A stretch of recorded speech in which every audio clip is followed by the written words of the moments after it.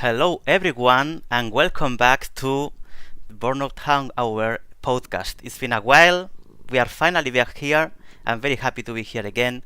And with me, as usual in the old times, also in the new times, will be Luke Carmona. Welcome. Hello once again, everybody. So it's been a while. A lot of things have happened since the last time we had the podcast, but I believe it was the right time to be back. I know that we like to talk about the seasons, about how the races go, about everything, and I think it was a nice project back then.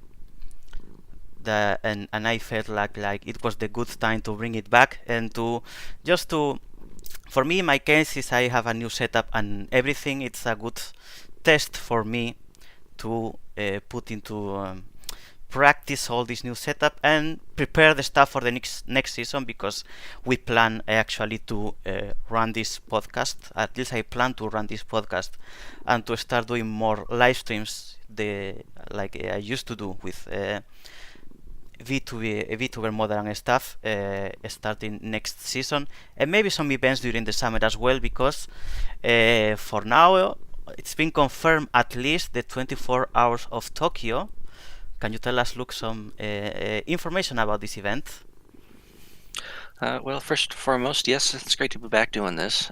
We have a pretty long off season with the FEA. Usually lasts about 2 months in the summer, so it's good to talk about the previous season now while it's still fresh on our minds for the most part. As for the Tokyo 24, yeah, that's coming up officially on the 1st and 2nd of August. 24 hours straight, starting at 11 a.m. as Second Life time. As per the previous 3 runnings of the race, it's more or less just about anything that you want to use as a vehicle. So it could be a car, boat, plane, train, pogo stick, your own 2 feet, doesn't matter what. Just so long as it's not too big, doesn't block the track, it's not used to disrupt any other racers or whatnot. I actually have, for the first time, more stringent guidelines that I'd like for people to at least abide by, which is just simple common sense for the most part. Just don't mess with people, don't attack them, don't get into, but also some reminders that obviously, because people are using some of the fastest and twitchiest vehicles in Second Life, you are going to get ran over a lot. So you can only have so much control of those things. It's just the nature of the race. You can use whatever you want, go as fast as you can, for as many laps as you can.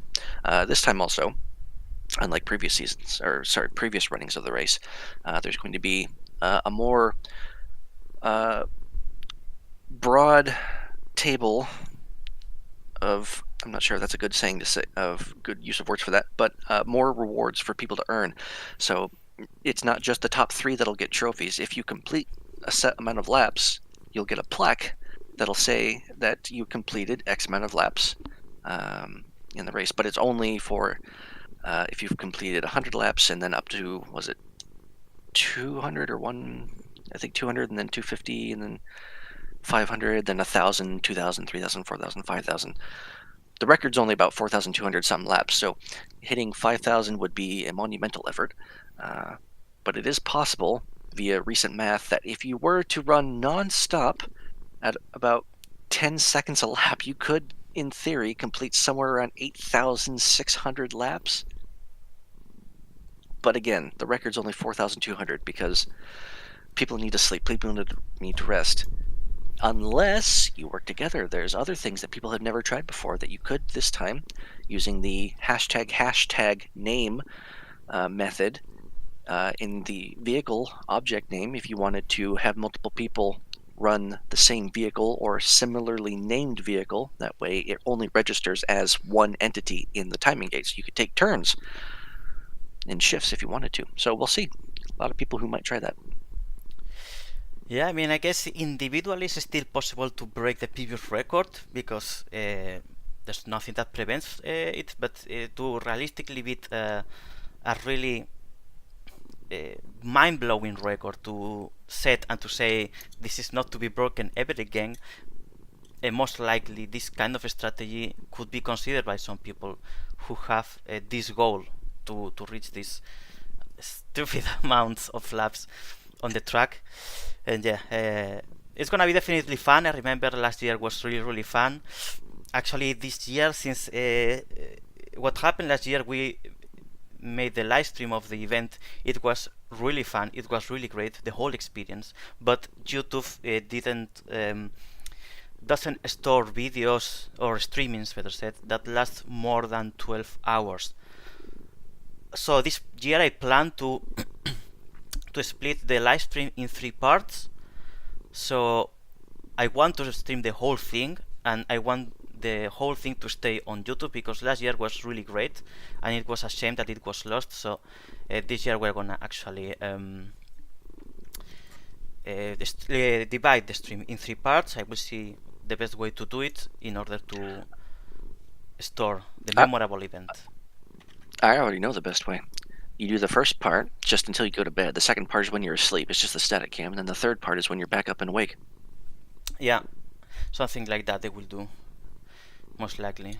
The first hours once, then while I sleep, the second stream, and once I wake up and I start doing stuff, the third the third part of the stream.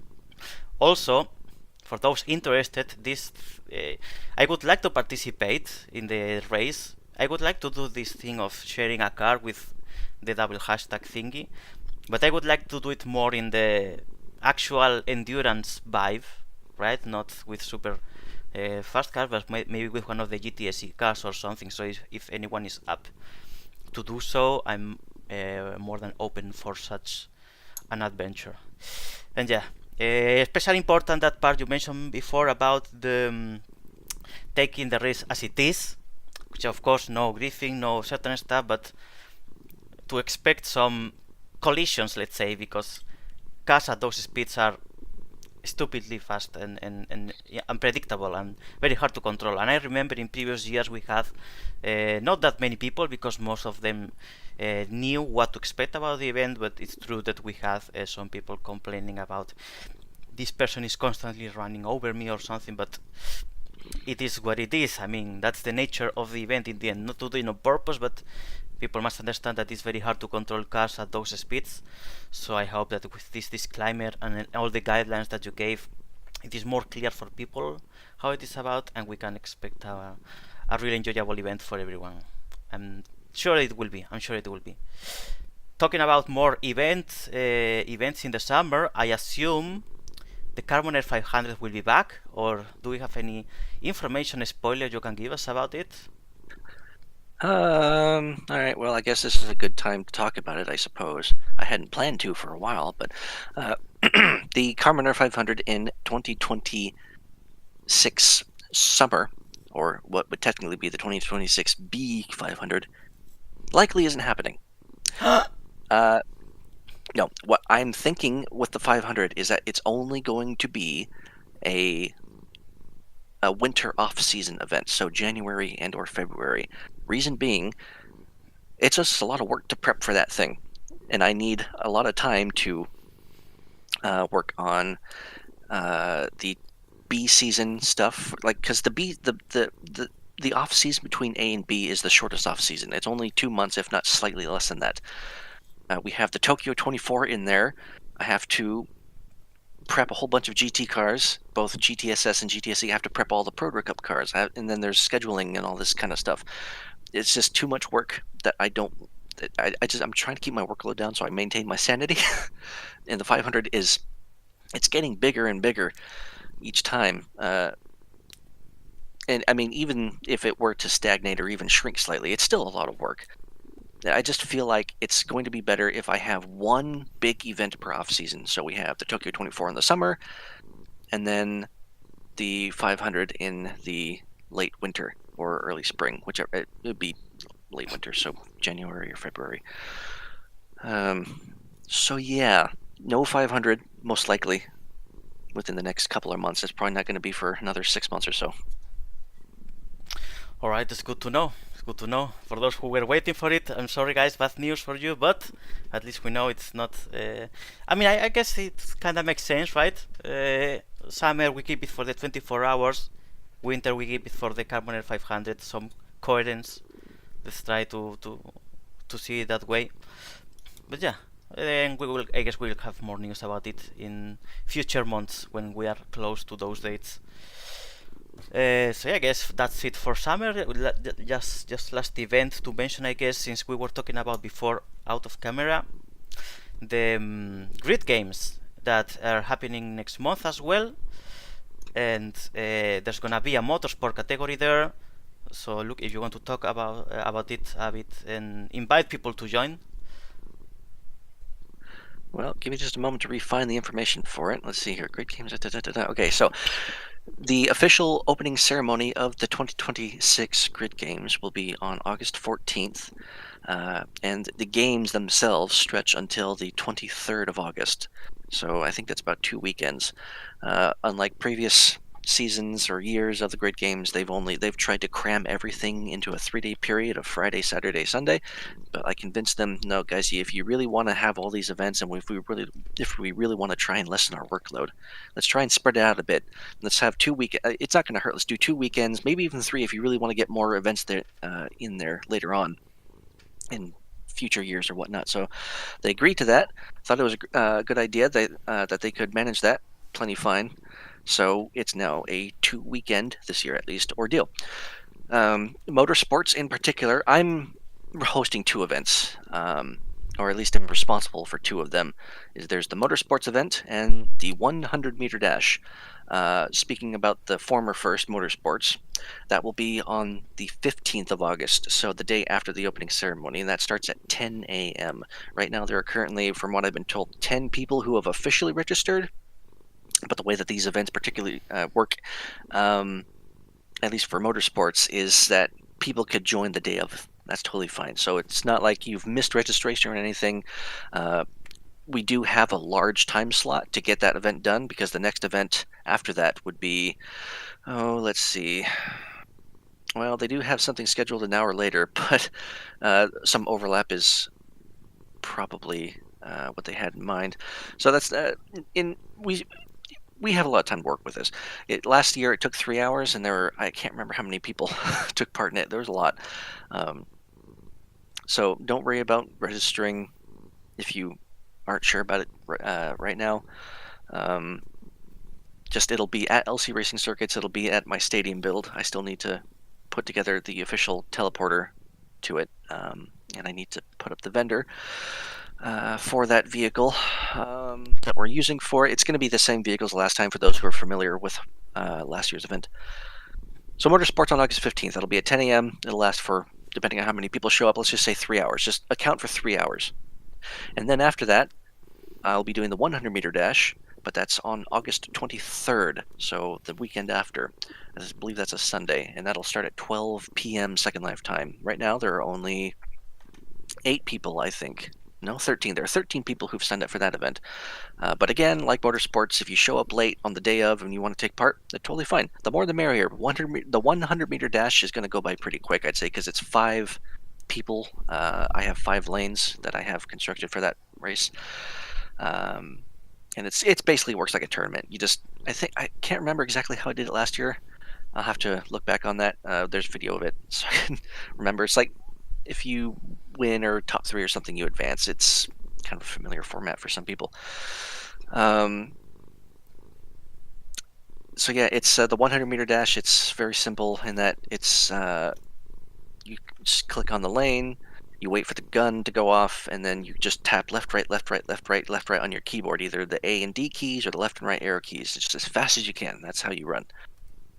I like to think that the 100-meter dash is probably the only event in the grid games that has actual physical exertion to do it, because last year, I recall, I had to run 3 or maybe 2 or 3 races because I was in the finals. I think it was just 2 races, but anywho, my arms were dead for that, or they were starting to die for that final race, because Evely started to pull away because my arms started to lock up and I couldn't go any faster. So if you want to actually have a physical experience as though you're running a real 100-meter dash, where you have to manage how fast you're going so that you don't burn yourself out too easily or too quickly, then there you go, 100-meter dash. So yeah, motorsports on the 15th, 100-meter dash on the 23rd. Thank you, Luke, for the information, and for everyone who's watching, you will find all these details. I mean, at least the general details on the FBA Discord server. We have several channels, other events. I think Grid Games have their own channel, right? They just created their own channel, but it's not open for random invitations yet, so I can't, share it in the FA Discord or anything like that. I can't create links. Okay. But yeah, at any moment for any of these events, you will end up finding the information on our Discord server, because even if it's FBA, in theory, we really any kind of motorsport event can be promoted in here. At the end of the day, we have in the worst case an other events channel which is with this purpose. So yeah, any information about it, you will find it there at the given moment. And now, if you want, we can start moving, since I know people is here for it, to the summaries of the different categories that we have run this season 2026A in FBA, starting with GT Super Series, where Luke Arbona sit here with us, ended up gaining the championship. It's the fifth one or fourth and a half by now. It's the fourth and a half, I guess. It's the fourth overall championship, with a small sprint, endurance or enduro as we called it, category championship thrown in there. So it's 4.5, quote unquote. Stretching back to when the series began in it was either late 2020 or it would be early 2021. So yeah, no, it was a fun season. I really enjoyed it. It was very competitive, I'd say. A lot more like just surprise performance. Just shout out immediately to Rao Hakuro. Goodness, that man, he puts up a fight really fast suddenly.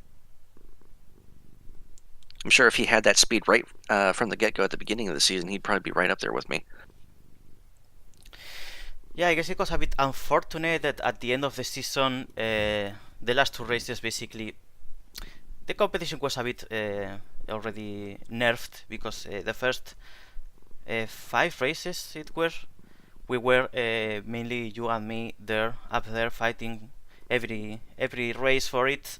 And then in the 6th race I couldn't attend, and when Rao reached that point of being overly overpowered, it was too late already, and he couldn't. I mean, he won the last race, memorable of course, nice performance, but didn't have the points necessary to actually fight for the championship, sadly. Still was enough for him to reach the the second position, sorry, as we see here in the standings. The third one, luckily I kept it, and then we were followed by quite close result between Candy, Cory, and Naomi, with 205 and 202 twice in this case. But yeah, do you remember any? I remember also the quite good performances, particularly from Jet Sunny and from Valky. I think Valky also got a couple podiums, could it be? No, Valky's always really good in the GTSS cars. Like last season when she was racing, she was running, despite having a poor qualifying performance, she would run right back up to the A race, and then basically, like, she was leading the championship for a bit in last season, and then this season she comes in randomly and is already right up there challenging for the win, getting podiums. So Valky's extremely good in the GTSS cars. She just didn't run all the races, so like, as you can see, she only ran 4 races total across A, B's, and C's, just all A's. But yeah, I'm looking at the individual race results because I have those on my computer here. Just kind of touching back on Ralph for a moment because I was still thinking about him there. Because I mean, there was some pretty tough competition at the start of the season too. Remember Leon Maverick in the Alpha? I remember Maverick. It's true. He raced the 2 first races, I think, or the 3 first races. He made really good performances. He was quite high in the standings, but after that he just disappeared, sadly. But Yeah, yeah, he because was doing a pretty good performances actually. Yeah, because round one was Tokyo, and Tokyo is always one of those tracks where it's very draft heavy and it kind of mixes people up a little bit. But we had Leon Maverick with you and I up there on the podium, and then Senizo with fourth and round fifth. And then after that, we visited Tall Pines, where Rao got second. That's more of a driver's track where it's more down to skill than drafting and all that kind of stuff. And then we moved on to Summer Nights, which I think is even, I'd say it's even more of a result jumbler than Tokyo is, because it's just the way that that hairpin was and how wide and fast and short the circuit was. Because Rao finished, he finished seventh in the B category. Ah, yes, that race was That really was unlucky for him. Yeah, 17th position overall. So that's where he took his major points hit there. And the way the point system is it kind of starts to bias from about, I guess 10th up or maybe 5th place up toward first. So that was definitely a big hit there. But we had Valky in second. You won that race. I got third. Jet Sun was fourth, who was right there with us the entire time. It was just very close between the top four. Yeah, I remember Jet was leading for a while that race. I was behind him. Luckily, I made some mistakes that could have actually ruined my race, but kinda thanks to the draft as well, I could keep the pace with him. And at some point, yeah, I managed to reach him. And yeah, in the end, he was also quite unlucky that race because he was leading a big part of it, and in the end, he ended up out of the podium. But it can happen, right? Because yeah, I nipped him just coming out of the final corner for it. But yeah, no, I had dropped to last place in the A race at the start, either 9th or 10th, and then had to fight my way all the way back up front while you tried to manage your pace in the lead for a while. Excuse me there. And then we went to Straka, and you won that one too. yeah, it was pretty fine. I guess this season was pretty fine for me. Maybe the fact that I knew since the beginning that I would miss one race left some pressure from my shoulders because I knew that whatever I did really, I mean, it could happen that for coincidence of the universe, my direct competitors could also miss one race, and that could allow me to fight for the championship. But I assumed that it was not going to be the case, and I just raced the best I could, knowing that I was not going to really win this case. And I guess that might have helped with that, because yeah, it's in a category like this, with you racing with Jet Sunny, who was also very fast, with Leo Maverick at the beginning, and of course with Rao in the end of the season. With this level, it's really hard to win a race to start with, and I managed to win 3 in the end. So yeah, even if it was not possible to win the championship, I'm pretty satisfied with my performance overall there. Yeah, you and I both came out of that season 3 wins each. I can't remember. Let's see. Which was the race that you missed? The 6th one, which I don't remember where it was because I was not Anubis there, of course. Yeah, so it was Anubis Heart. Before that race, championship standings were me at 277, Rao at 221, and you at 219. So Rao had just barely nipped you at that point, and then obviously you missed that race, and then it turned into 321 for me, Rao 271. Yeah. Wait, hang on. No, that's not right. I mean, I remember, I think I was 8 points behind you before that race, and then I ended up being like 8 points behind Rao for the next race. Right. Actually, I got this all messed up because I have the way that the files are structured in my folder. It's backward. It goes points, then results for the next race, then points, and then results for the next race. So let's see. Actually, let's see. You missed round 6. Anubis Heart. So that means right before that, it was 227 for me, 219 for you, and 177 for Rao. And then you missed the race, and then it became... wait, how come I'm at 277? Oh, sorry, I read. So I was at 227, and then I went to 277. and you didn't get anything, and Rao just barely nipped ahead. So it was basically you versus Rao, very tight for the end, or toward the end, in the final round, which he eventually got you. So, of course, very happy for Rao. I guess, I mean, tomorrow in the ceremony, for those that don't know yet, tomorrow is the FBA award ceremony. He will, of course, receive his recognition because Rao season, not only GTSS, in any other, all the championships has been crazy. To me, the great revelation of the season, even if last year we could already see that this was possibly happening, but yeah, this season he has confirmed himself as the next big thing in FBA, let's call it that way. Yeah, even though this isn't the awards, I would certainly say that compared to last season, Rao is probably the most improved driver. So that's just a spoiler of the most improved driver award that you are gonna give tomorrow. Or are you not planning to give that award anymore? I don't know. Because that award usually only went to GP1 specifically, so I don't think that there's an overall FEA category thing for that. I don't know. There might be. We'll see. A lot of the trophies we sometimes make are like last minute with those, and they're really quick and easy to make. But I mean, it's on record over voice right here now.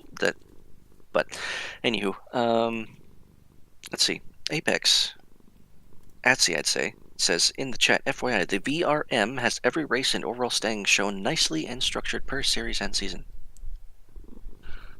So that's another thing that we should touch on real quick. That VR, what does that stand for? I forget. VRM. Maybe they can disclose that in the chat there. It's a new timing and scoring system that has been created by the Apex Angels of Laura and Atsy Loon. And Laura doing all the coding and back-end stuff, while Atsy does a lot of the graphics and visuals. From what I understand, it's a new timing and scoring system that works entirely outside of Second Life. It pulls data from the gate and then spits it into a server and then displays it through a media prim in Second Life, so that you don't have to use any scripts for it. It doesn't eat into the region time, except for obviously pulling the data from the gate and sending it to the server. So massive load off in that regard, and it's very pretty, and it has a ton of features that are still being added, and it's not even just the visual timing and scoring system. There's a whole factory of things going on in the background. Like there's statistics and crazy like maps and averages, lap averages and things. And it's like for team managers specifically, it's gonna be this whole. I'm not very good at selling this, I'd say, but I'm gonna sell it. It's an absolute revolution for the team management experience in Second Life Racing. It's like something that nothing similar to it existed before, and it's gonna be an absolute game changer for team managers, especially for teams, because of course there has always been the human work behind of people being on the radio with the teams, giving them active information of what's going on, times, whatever. But not all teams have these vocal people or people that engage in voice to give this information, or some teams don't even have such kind of stuff and they have to do the stuff their own. So this HUD for all these teams, even for the teams that use voice, it's an absolute game changer for the community, in my opinion. It's still on the works, but from what we have seen so far, I believe it's gonna be a nice upgrade for the racing experience we'll have here in the coming years for sure. Yeah, one thing to answer, someone asked a question in the comments about that. If it would create any problems if the web service fails. From what I've been told so far, the host and creators of this, they are very confident that there's basically zero chance that it's going to have any system downtime. And even just if there were to be any failures for whatever reason, we do the gates obviously track. Like we've been doing this with the current gate system that we're using We've been using it for like 6 years now, and we were perfectly fine without the VRM system if it were to go down for whatever reason. So it's not like everything would crash, burn, and fail, and the race would have to stop, and we'd still be able to carry on. We still have our in-world timing systems that we could throw up in the meantime, like timing and scoring if people need to see the results live rather than just through the gate spam. So it's not end of the world by any means if it were to go down, but it's the confidence behind the creators. We're taking their word for it. Just if you've looked up any past races, or just the most recent race in the GT Super Endurance with that system working live, even with its small bugs that they're still working out, it's very pretty, it's very convenient, and it's so cool. It's so cool. Yeah, it's an absolute heads up for Apex Angels, because since they joined the community around 1 year ago already, or close to 1 year, they have provided a lot of nice things to the community. In this case with this HUD, but before that with teams, with environment, with content. They have been contributing to the community a lot, and in very positive things every time, that they really deserve a mention and our eternal appreciation for what they do. Yes. The new system is an addition, not a replacement. It brings a lot of neat new features and abilities, but everything that currently exists will still work without it, Canis says. Yes, of course, any kind of new system, it's gonna be always an addition to what exists already, because it can happen. It can happen that if planets align and something breaks, we still have our ways to manage the stuff. Teams have their ways to handle stuff. They should always include a backup plan. For example, every time when I work with a team and I'm going to take care of telling them when to pit, even if I'm gonna tell them when to pit, I give them the times they are supposed to pit, because if I crash or something and I cannot tell them, they at least know when to pit without me. So this is kind of the same, right? We are gonna have a system that is gonna be super helpful for team managers and potentially in the future for race coordinators as well. But if something fails, we have the classic traditional way to do things to make sure that things can keep working as usual and normally. Yeah, just a few scenario examples, but also to help explain some of the new features and abilities that'll be upcoming at some point. On the team side, what Apex have been doing as they've been developing this system is that they have the ability for their drivers to wear a HUD, which obviously is scriptless because it goes off the web server, and their team on the wall can send blue flag warnings or pit warnings, either via visuals and a sound, so that the drivers know without them needing to be told through chat or voice to come in or pit or beware of traffic behind them.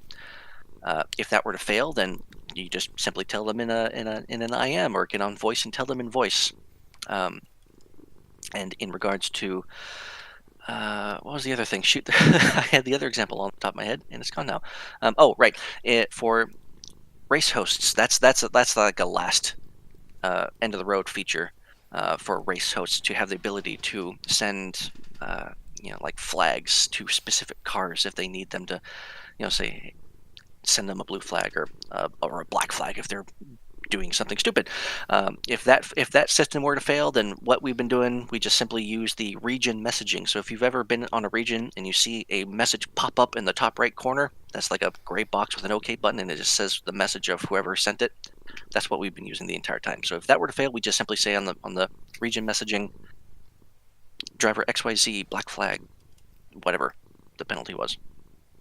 So it's not like, so as Callie said just slightly up above, it is a front-end enhancement, not anything for the back end. So if that if that system were to fail for whatever reason, nothing breaks. We just simply go back to what we've been doing for 6 years until it's fixed. That's pretty it. So thank you again to Apex Angels for the development of this system, and to mention it. I believe it is worth to mention it and to give you the recognition for it. And we'll see. Hopefully, we can start testing it. This next season in the categories that are planned to be run. Do we want to talk about this? What categories are finally confirmed for 2026B? I'd say so far officially we're going to have GT Super Series and GT Super Endurance. I do not believe that there's going to be anything else. Well, Proto Cup, obviously. Proto Cup. So GT Super Series, Proto Cup, and GT Super Endurance. But this time Proto Cup, instead of running around on their own list of circuits away from everything else, it's going to be a tag-along series for GT Super Endurance again. It just feels more tight-knit and better that way. I just like that format better, where it's like, it's the same. It's supposed to be the little brother series. Yeah, we run it differently this season to experiment a bit, but I believe it's gonna work this way. The reason why I liked to create the concept, of course, of Proto Cup back then was the same reason why I wanted to host GP2, which is about giving rookies and less experienced drivers the place where to highlight, to create their names, right? To taste glory and podiums and everything, because it is true that it is tough in certain categories with all the super experienced drivers to achieve many things. So in this scenario, we can also give them the possibility, to show their skills to the rest of the grid. And to me, at least, what I like the most about this experience from Proto Cup and GP2 is when veteran drivers spot the young drivers and they take them for their structures and they work with them to help them improve and to grow. We have several examples of it in the last years, and I really liked that we keep that dynamic. I also hope that bringing back the rookie only, let's say, format can also keep the numbers up in the category, because it's true that last season, for whatever reason, at the end of the season there were not that many people engaged anymore. Maybe this way we can keep them more engaged, considering they will also be live streamed, that I think it was a good boost 2 seasons ago. So yeah, let's see. And since we're talking about Proto Cup, we can already move to Proto Cup if you want. Actually, breaking news, real quick. Considering the fact that the 500 is now being pushed off until summer, we have a new announcement that has just come through the FEA channels. The summer's biggest stock car race is coming to, I'm going to butcher this, I'm so sorry, Chihuahua Speedway at Racers Island. It's the Carolina Mountains 200 on July 19th, 2026. I do not know what car they're using, but it is a stock car race at Racers Island on a really fun little oval that Candy has put together. With multiple grooves because of different banking from high to low. I just raced there, last week or 2 weeks ago? For the first time, finally. So yeah, July 19th, 2026, Racers Island at Chihuahua Speedway. Candy was Someone waiting can correct for me you. later. Candy was waiting for you to confirm that Carbon 500 was not happening to announce this, because the timing has been crazy. I did tell her about it earlier, I guess, but I didn't. I said I was thinking about it, so I guess I didn't really make it too official. I guess it's official now. Cause, I mean, at this point, there's no way I'm going to have enough time to prep for that. I'm just not mentally in the space to do that on top of everything else right now. So it's effectively official. It's not 100%, but it is effectively. Anthony suddenly, right just this very second, also says, also, Slarker will be having a big event for the LCR stock cars at Cocopelli Raceway. Oh, yes, there's that too. There's a lot of stuff going on this off-season. It's like, even though the FEA is currently in an off-season, there's still a ton of stuff going on.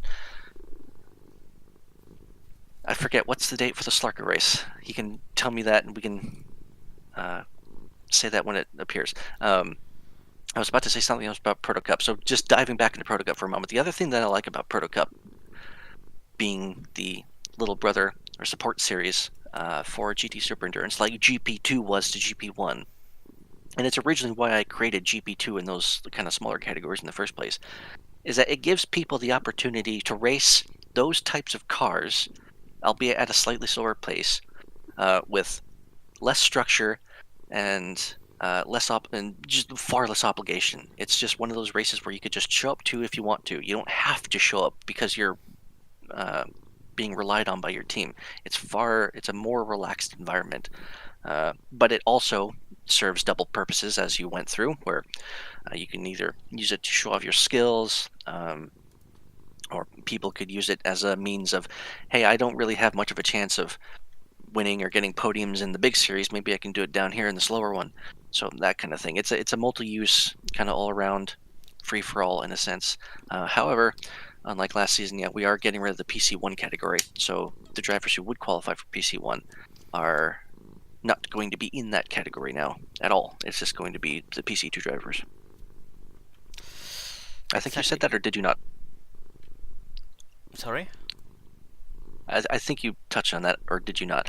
Real quick, though, before you say that, Anthony finally has said it'll be his Kokopelli LCS stock car race for Slarka will be September 13th at 3 p.m. It'll be 267 laps. Kokopelli's a pretty short track, so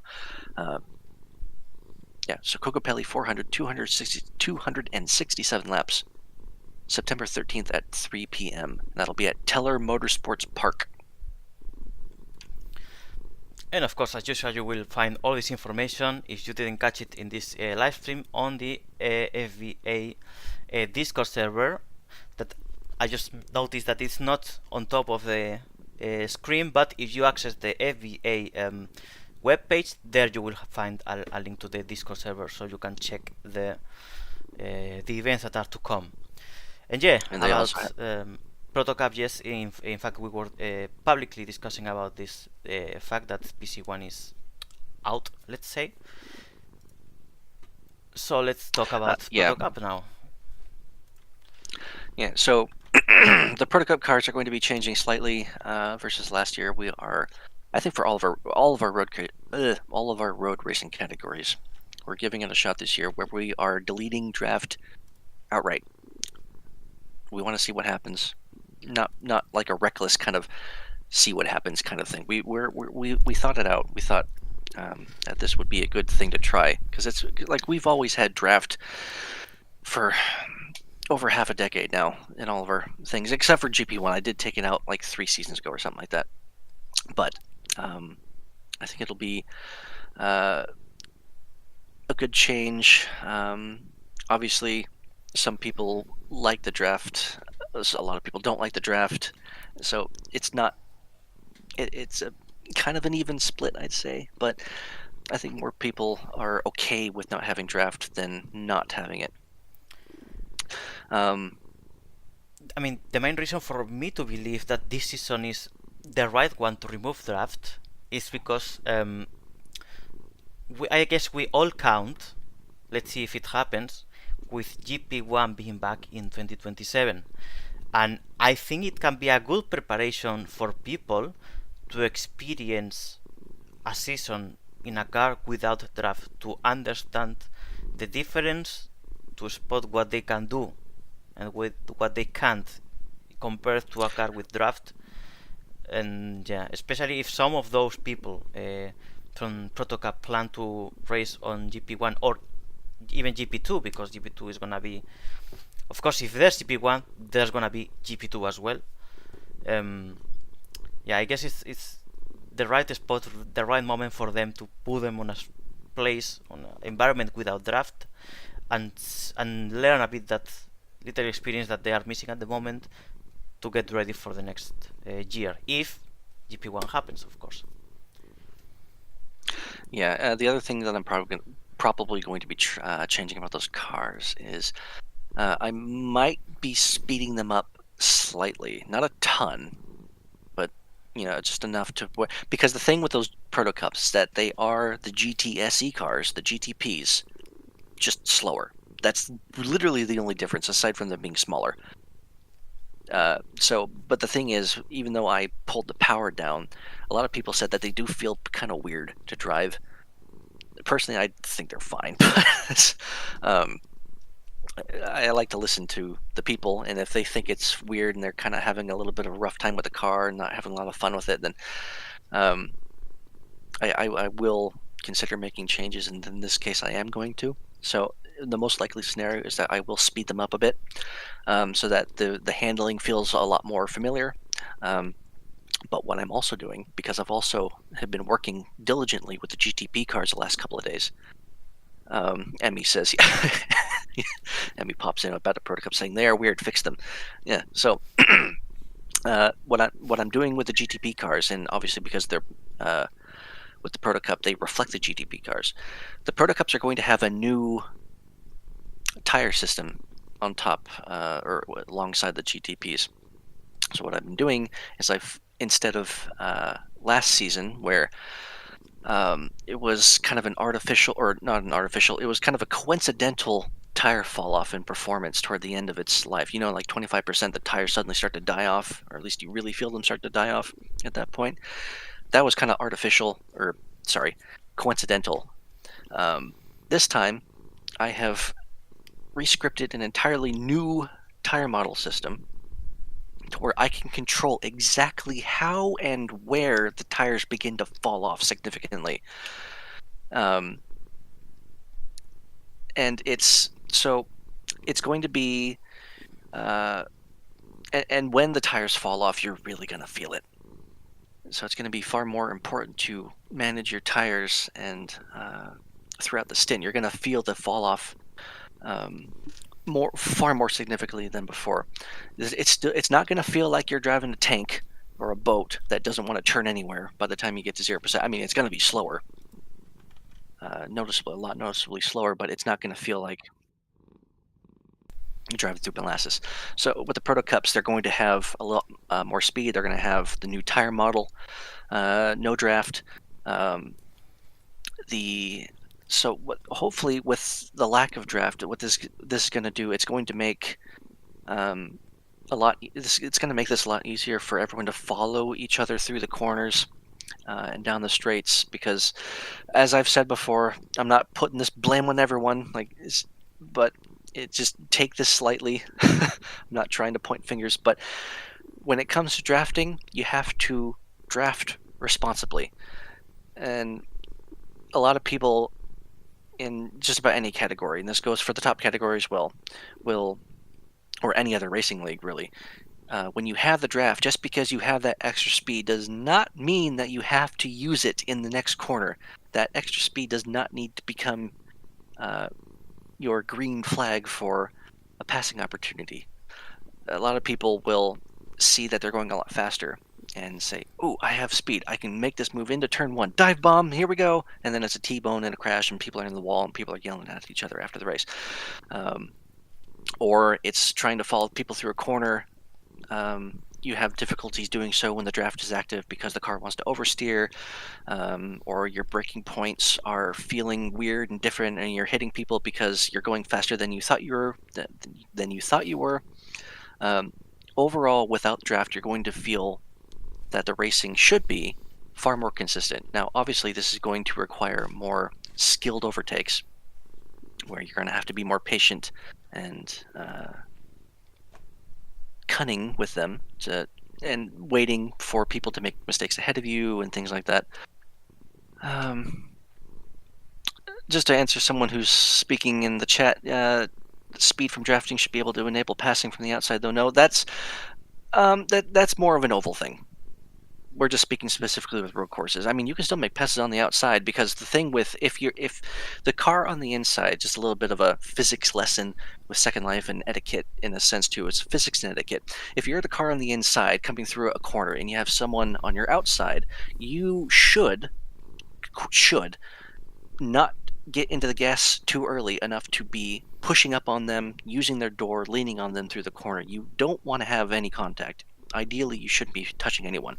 So if you're the car on the inside, you need to give that outside car the space, which in turn, being the physics of the vehicles, if you are doing that, you'll get into the gas later, you'll have a slower exit, and the car on the outside will have a little bit of advantage to, at the very least, maybe hold their position on the outside, and then they make it a run through the corner if it's a longer straight, or they might have the advantage through the next corner. So you can still make passes on the outside, even with or without draft.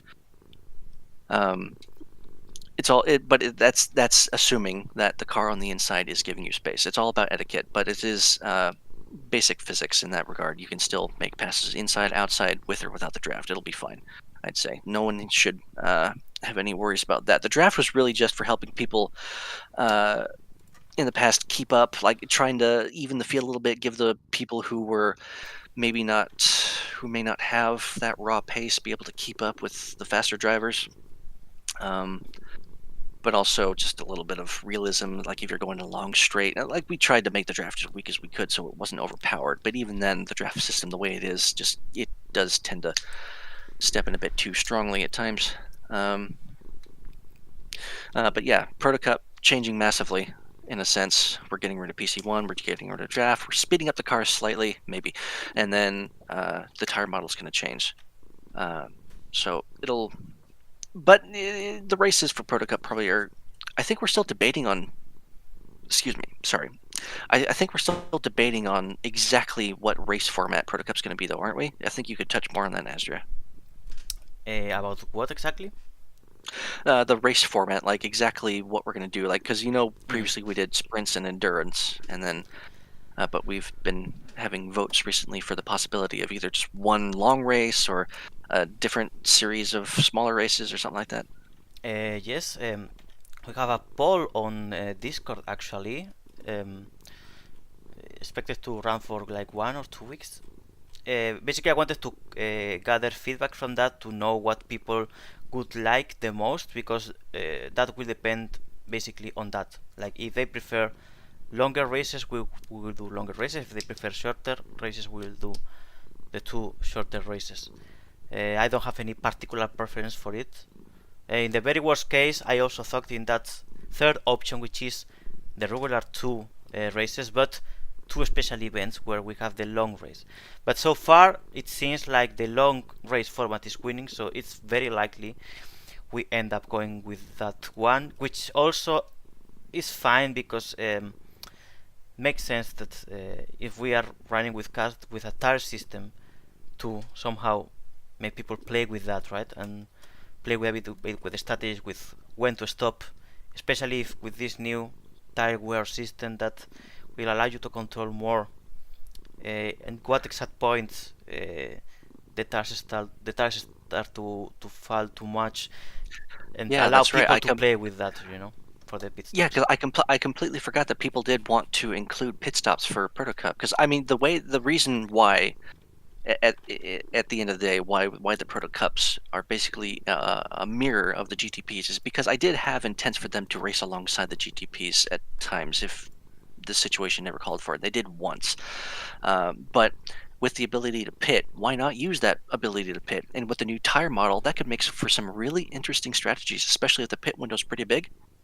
Because let's just say, for example, because I did some testing recently at Racers City in the GTP car, the difference in time between 100% tires and nearly 0% tires is just about 5 seconds. Holy Now moly! imagine, it's a lot.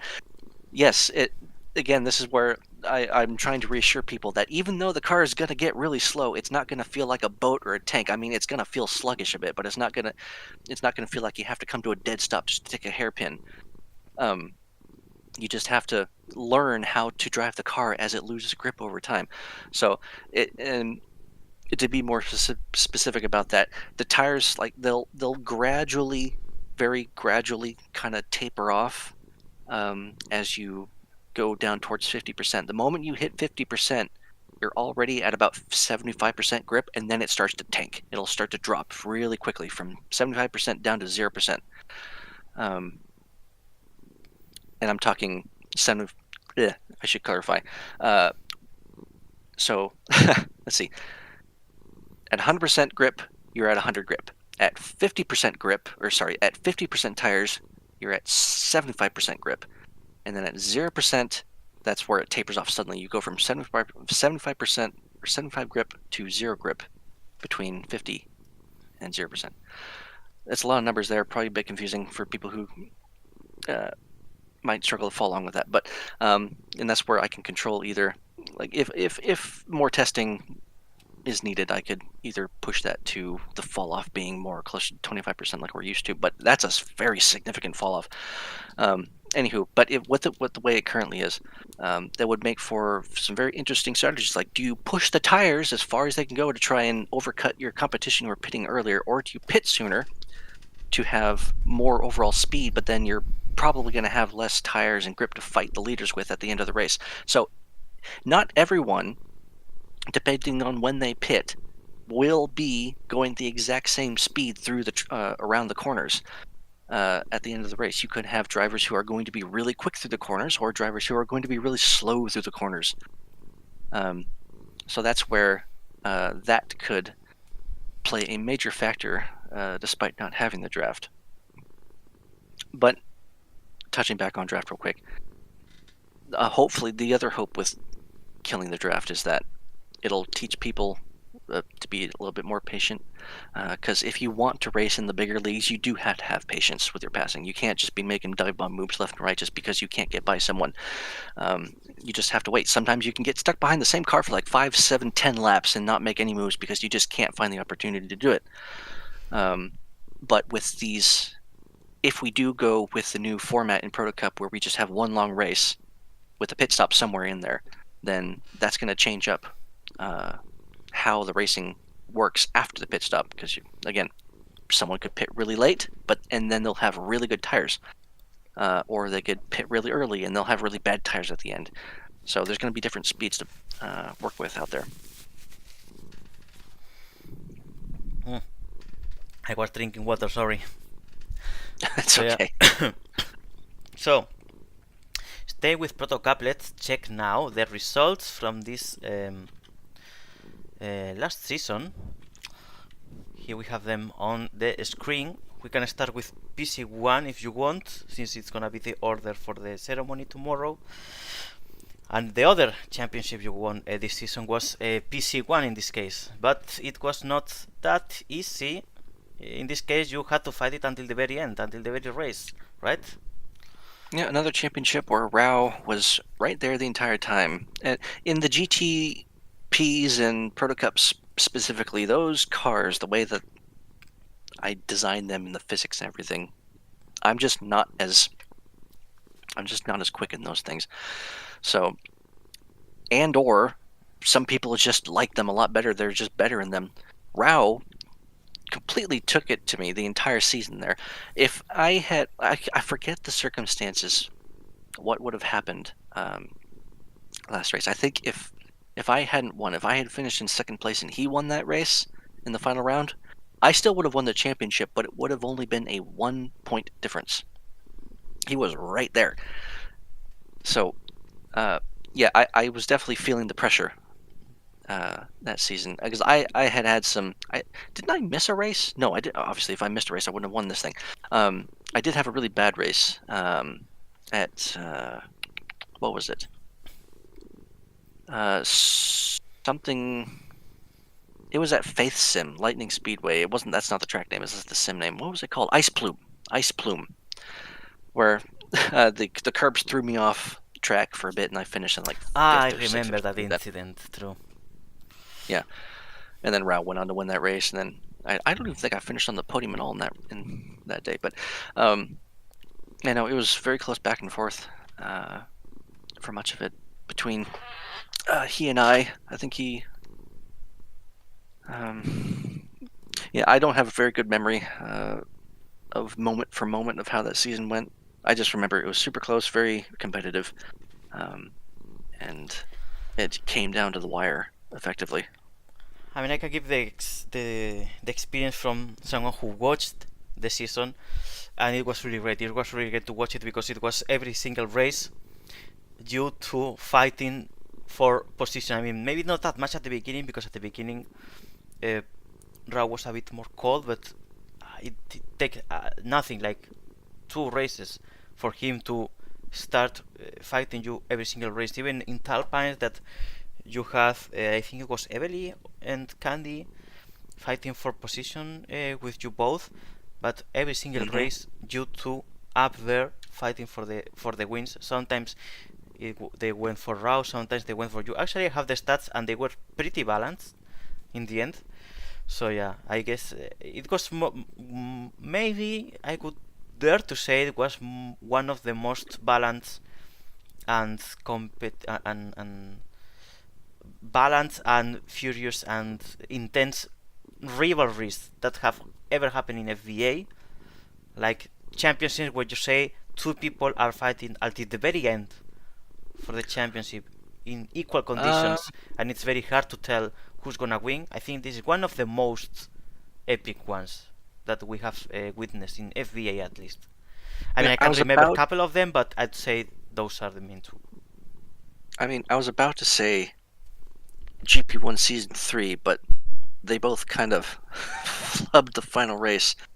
It really killed the momentum of that hype, I say. But because it was really a matter of who beat who at that race. But yeah, I guess from start to finish, this is definitely one of those closer rivalries.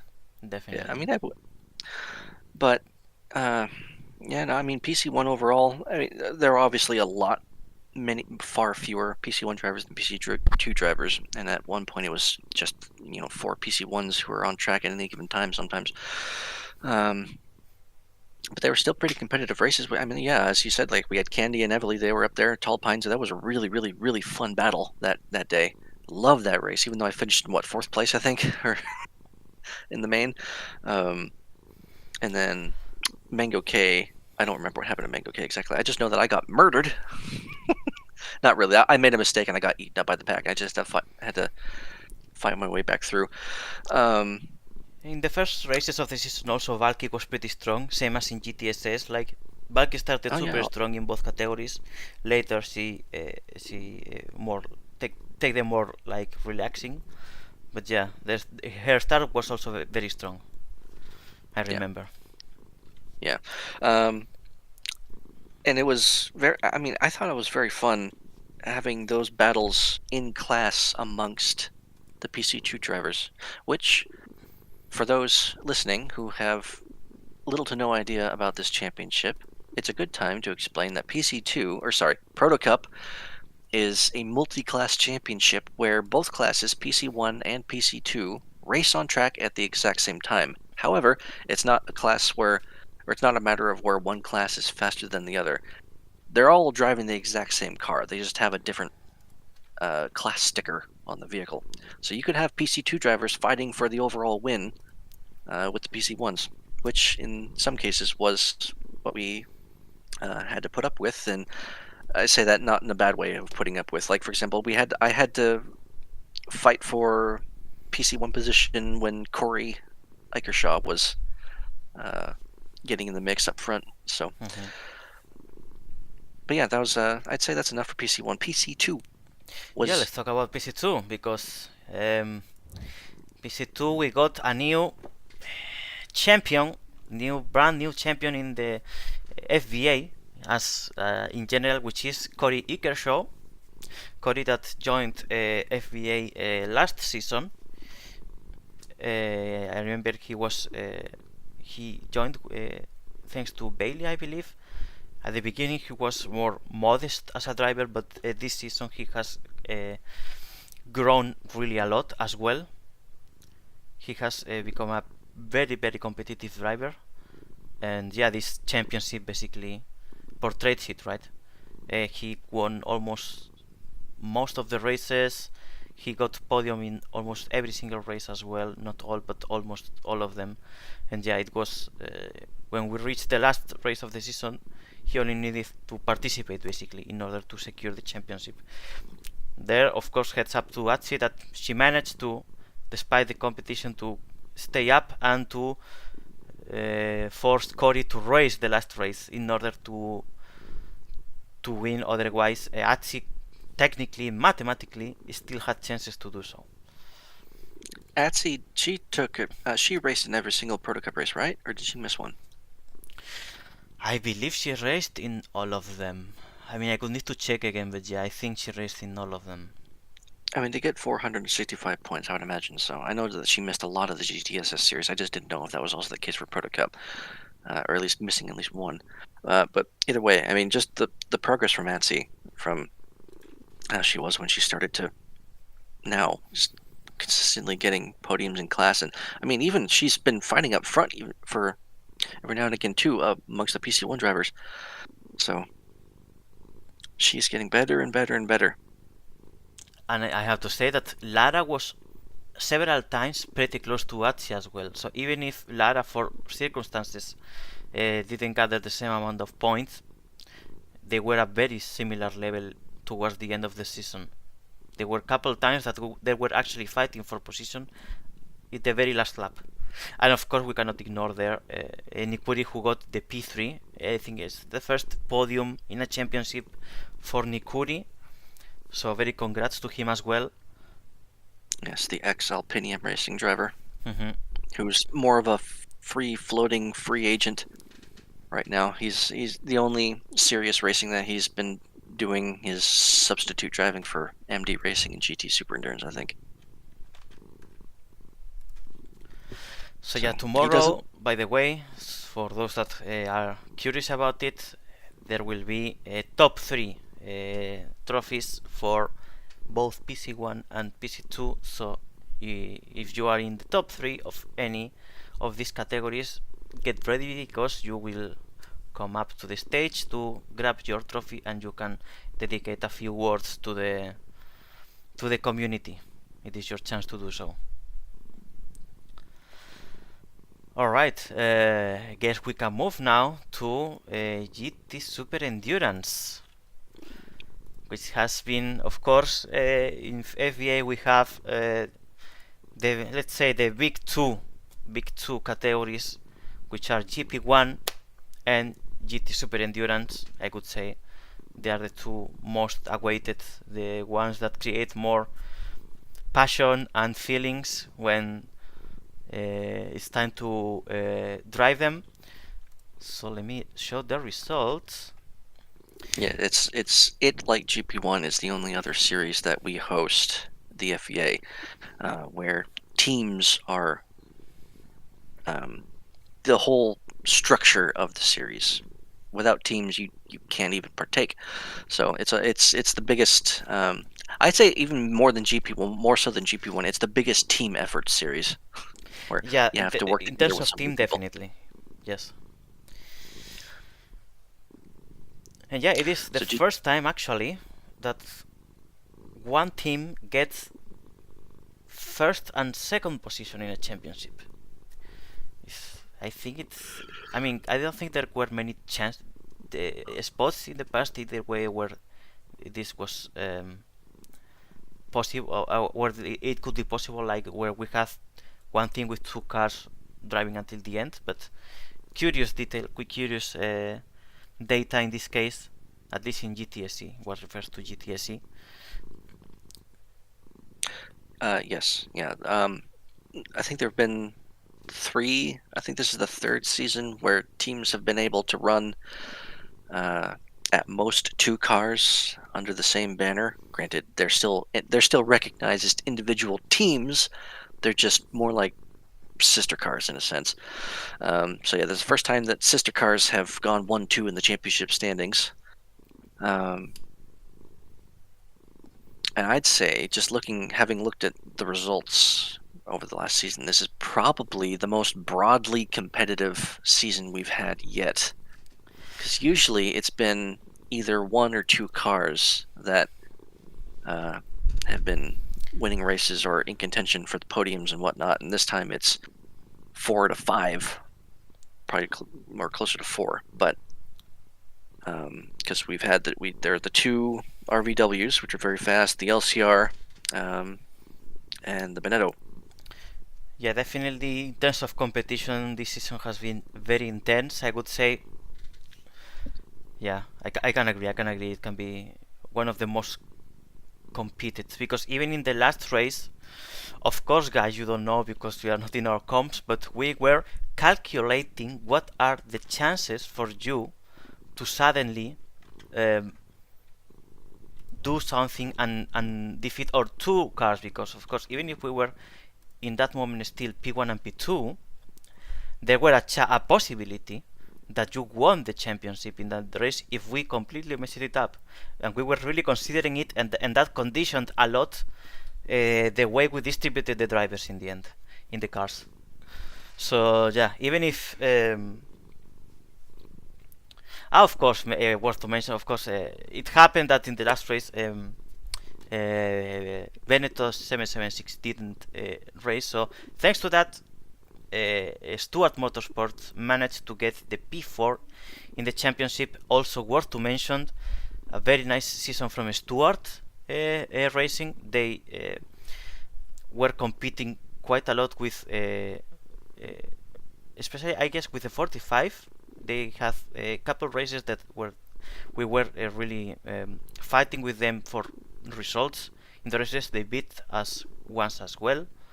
So yeah, of course, Corey was the biggest asset there. He made a memorable work, and Taylor also do a pretty nice job. We know Taylor is another driver with a lot of experience, and yeah, they definitely did the best they could, and they got a pretty nice result for the Taylor's first the one season, who, actually, right?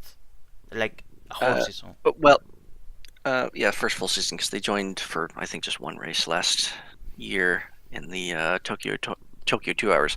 But yeah, no, Taylor's the one who brought it past Senizo in at what? How do you pronounce it? Chamonix, Circuit de Chamonix. Who brought it past Senizo for them to finish 4th place overall in that race. So yeah, and then we had Apex. They were running up front at times. I think in the last race, after lap 1, I think lap 2, Etsy was up to 3rd place.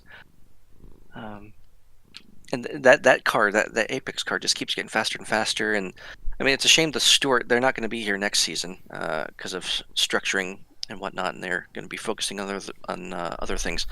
Not that they're leaving FVA entirely, obviously. They just don't have the manpower to put in a full team effort again. They kept getting faster and faster because Corey was right there, and I'm sure that if with more time, Corey himself, he's going to be running up there at the front with us at some point. Thing with I'm losing my train of thought here. Sorry, because I'm starting to think about next season too. Because GTSC, they're going to be losing the draft as well, so that'll be playing more into the hands of tire strategy, because tires are going to be a far more important asset to worry about next season. But also on top of it, it's going to be a lot more with the driver skill too and their consistency. So we will see how that goes. But yeah, no, how about we just kind of go race by race here for a moment. What was our first race for GT Super Endurance? I can't remember. I don't have that page up.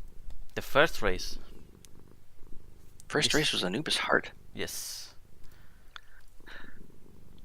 Let's see. Anubis Heart was the first one of the season, followed by Bay Isle, after quite a long break between races. Yeah, let's see. I'm trying to find where my top 3 podium stickers were. GTSC point setting season 2026A. The podium was Benetton 1, P2, yep. The 45, P3, the 666. Yeah, so Benetton started off the season right where we expected them, honestly. I mean, we all kind of expected with the way that the drivers that they had recruited that Benetton was probably going to be amongst the championship favorites, if not the championship favorite. I definitely believe they were the favorites. Like, you see the team, it's full of historical names from FBA, basically. So anyone seeing the car would say, these guys... I would bet. If I was myself an spectator, I would definitely bet for them.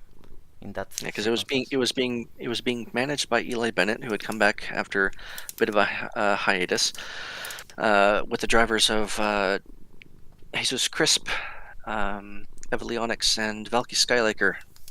2 of them being GP1 champions, and Evely being the previous seasons. I think previous seasons, or being a GT Super Endurance 2 seasons prior. So GT Super Endurance champion. It was just a team stock full of champions, all across the board. But then we moved on to the next race at Hour of Bay Isle, and it completely flipped. It was the 45 on top, and the LCR managed a cheeky second place over the 666, and then Bonetto only finished in fourth place. They had a little bit of trouble with traffic and pace. And then LCR, we just perfected our strategy. I can't remember what we did, but I was so happy. We were all so happy getting second place. Felt like a win. But yeah, as we can see here, despite the fact that we look at the point standings and it was the 666 who won the championship, but at the start of the season they only got third place and then third place and then they got second place at Gotham. So I mean they didn't take the points lead until I think round 4. I guess when they won at Tokyo, the 2-hour race is when they took the lead and kept it. But they dropped as far as fourth place in the standings at one point. So it was it's probably in terms of points fluctuations for the champion, maybe the most volatile I think I might have ever seen for a champion, because usually they'll fall to like second or third and then they'll maybe fight their way back up. But no, 666 was starting low and they dropped down even further after the first round, or after the second round, and then they just fired back up and just dominated for the most part after that.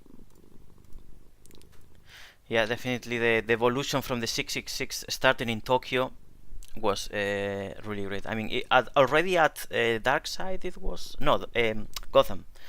Already at Gotham, we could see already that they were going serious for it, because they finished between that race very close to the Veneto. But there you could start to see they were they could really. I mean, yes, the first races the 45 finished ahead, but after that one, you could see that they could also fight the 45, and that Tokyo was definitely the race that changed everything. In that case, because yeah, it's when also it was a bit of a chaos because of the incidents that happened, like the position that we lost, and the how the points from the Veneto that caused a bit to the standings to move crazy. But I still believe that that race was the point that really changed for the 666 the rest of the season, because after that one, maybe they didn't win every race, but I think they won. Yeah, they won all the rest except one, I believe, the one that LCR won basically. Yeah, so that they won round 4, 5, 7. Yeah, they won the last. They won 3 of the last 4 races. And the other one was LCR. the one that LCR won, exactly. Yeah, LCR nipped in one win there. But yeah, we should recognize by name the drivers of that 666. It was Rao Hakuro and Ragnar van Withelmind, who is the team owner. So it is just, I mean, one, great for Rao, because that's yet another, that he finished second in GTSS, he finished second in Proto Cup, and then he wins the championship in the Super Endurance for his car. So, and an absolutely amazing season for Rao. But Ragnar van Withelmind, having been with us for I don't know how many years now, has finally, for the first time, won himself an FVA championship. Yeah, this is something I'm gonna. Of course, tomorrow I will have a few words for each of them. But the evolution of Rao has been crazy, but the evolution from Ragnar as well has been crazy to me. Like, he used to be a midfield driver, even backfield driver at some point, and Ragnar in this GTS season, especially the second half, he has been one of the fastest on the track. I mean, he fought he fought JC, like he fought us, like he really was at a super high level, and yeah, has been one of the very nice surprises from the season to see this improvement, definitely. And I'm really happy for him, because as you said, he has been in here with for many years. He has pursued a championship for his team for all this time, and he finally made it, and he made it with him driving, which is also uh, a super push in that sense. So yeah, I'm really happy for him, and yeah, tomorrow he will get the recognition for it finally. Yes. Yeah, this season of GT Super Endurance, despite its ups and downs, I'd say it's probably my favorite one. I mean, yeah, just I mean, season one was was a lot of fun with the multi-class and how great the first race went, and then uh, season two where you and I just clicked and just made I mean, everything work obviously for throughout me the that's entire gonna be season. my favorite one because but yeah, but but yeah. this season for me in particular, I mean, I enjoyed it even more than last season when we won the championship, but it was I just mean, yeah. yeah, being so competitive, it helped a lot. Like, of course, in the end, people, when the more people you have fighting for something, the more chances of shit happening, seeing, say this vulgar way, because of course Mm. more people want to win and more things is gonna happen. But from a show perspective, it's of course better for everyone. It's better for everyone to see that there's competition for the health of the categories of the community, to see that many people can fight for something and they are balanced enough in terms of level to do so. Because of course, if we have only the same two people fighting for everything as it used to be at the very beginning, it wouldn't be that fun. It wouldn't be that enjoyable. But seeing so many people fighting, some people, some names that you wouldn't expect there, also fighting for it. That's really, really great. So yeah, Well, I think the beauty of GT Super Endurance, I'd say, is that even though you could be in a car that may have no realistic chance of winning a race uh, for whatever reason, it's still possible to have a ton of fun trying to just set your own goals amongst the crowd, even if like if it's just trying to get a podium or even just trying to finish higher than a position you usually are in. Um, like sometimes finishing in fourth place could feel like an absolutely monumental achievement for some people, and that's the fact that that can be achieved without podiums and wins is just perfect. for This is me, how endurance racing should be. It's where because there's so many people uh, that take part, and all the cars and all the factors that could play out over an hour or 2 hours, and yeah. for me, the moment that reflects that the best is Dark Side 2 seasons ago when Alpinium managed to get P2. That I'm Oh pretty yeah. sure it was a super boost for Arno and for Nikuri. They both raced that car.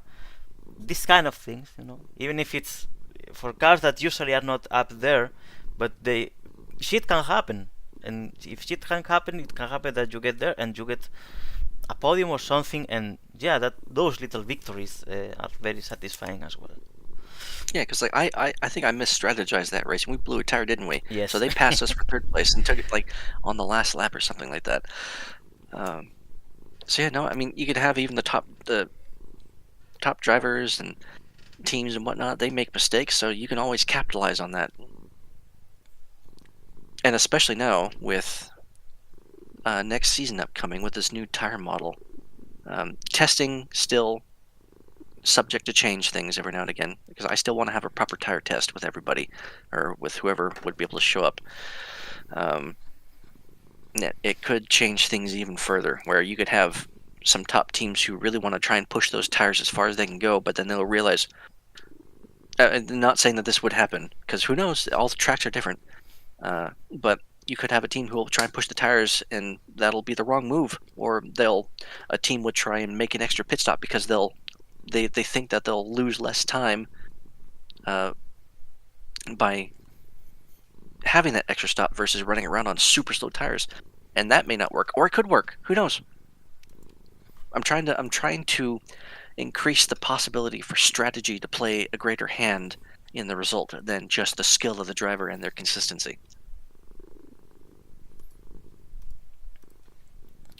So yeah, I'm really really excited. I mean, the season has just finished. I'm not racing next season, but I'm already with this chat, I'm already excited about next season. I really want it to start um, right away, even if it shouldn't start right away. But yeah, I'm really hyped. I'm really hyped to see. I would like to see new teams. I like to see new people reaching the glory. So let's see. Let's see what happens in 2026 B. Yes. Alright, so I guess that's pretty all for the official categories. So we can. We Yes. hold up. There's one thing we didn't talk about that we also did this season. Rampy Can you tracks. remember?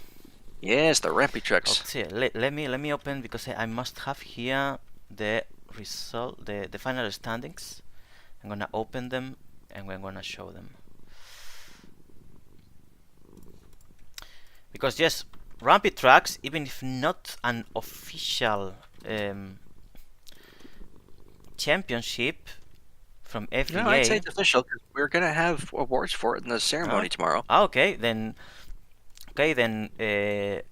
In that case, let me change the. It's Rampy trucks though. It is more of just a for fun category in a sense. It's just that we happen to have points and championships for it. But then Rao, Nikuri, and you, Luke, need to prepare also a little speech for it. Because this is the other championship that Rao won this season besides GTSE, and the other podium result that Nikuri got this season as well. In this case, P2 in the Rampy tracks. I didn't attend those many races in this case, but so I guess you can give us the main overview of how were the events, how was the season. Very competitive. I mean, I missed the first race because of real life, so you can see that's why my points are just compared to everything else. But I mean, I don't even know if I would have won the championship even if I had been there for everything because I kept. Rao was really good in those. Nick Curry is really good in those. Nick Curry's from D2 and he loves sliding vehicles and he drives them perfectly. And then Rao picked them up immediately and he was just always right there. So really no telling had I been there for every round or not, if I would have won that championship or not. I still think Rao probably could have done it because, I mean, kind of hard to tell from this specific sheet exactly how the races went per se because like we can see in round 2 Rao had more points than I did and then at Gostosia I think 47 no 49 I don't know what is I guess this is a combination of max the points scored in each. Yeah, well, yes. I mean, the way that I know how Emmy has this formatted, so it's like it's because this is from the previous race. So you see Heat 1, Heat 2, Heat 3. That's from the final race, and then everything else is just like a condensed version of everything else. So like Rao had basically a perfect weekend at Research City, and then near perfect at Heron House, had more points than I did, and then Gostosia. I had a better weekend, and Nikuri even had a better weekend than Rao did. And then Sun Beach, oh gosh, that was not good for me at all. You can see I only got 29 points, and Rao had 44. He did really well there. So, and then the final race is C. Rao won both. So, no, main race 50. Okay, he won the first 2 heats, and then I won the last one. I don't know how that comes out too in terms of overall points. I think he still may have had more points than I.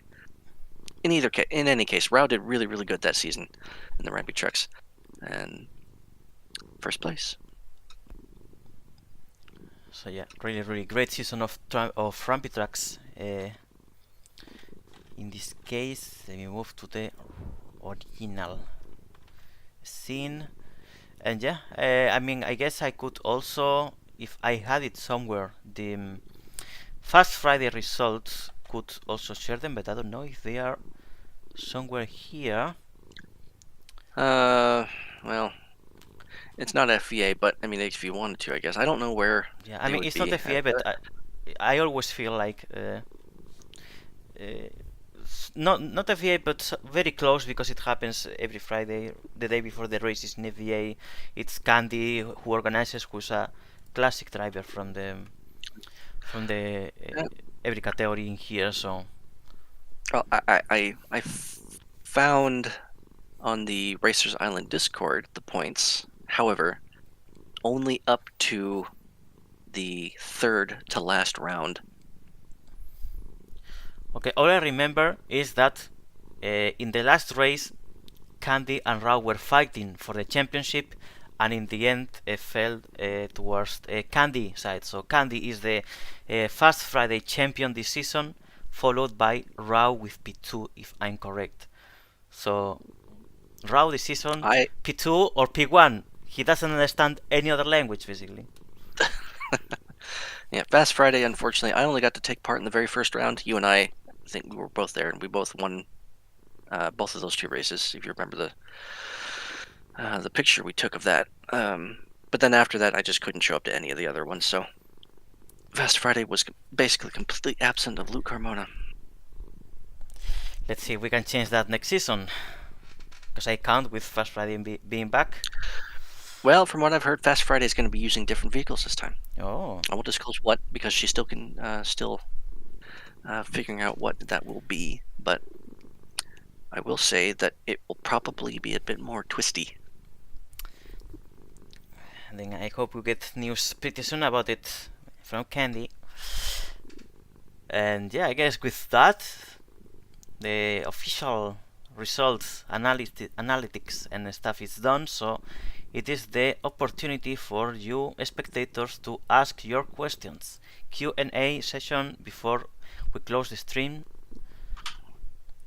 Candy says, "Oops, I don't think I published the results for that. Gotta go back and do that." So maybe we can still get them today. Yeah, I don't think I've ever seen anything for Roseland, which was the final round. I never saw any results pop up, so. But yeah, anyone who has questions, just pop them in the YouTube chat there, and we'll try and answer them as they come along. In the meantime, before questions appear, if they do appear. Oh, there we go. Can you confirm there will be a GP2 series?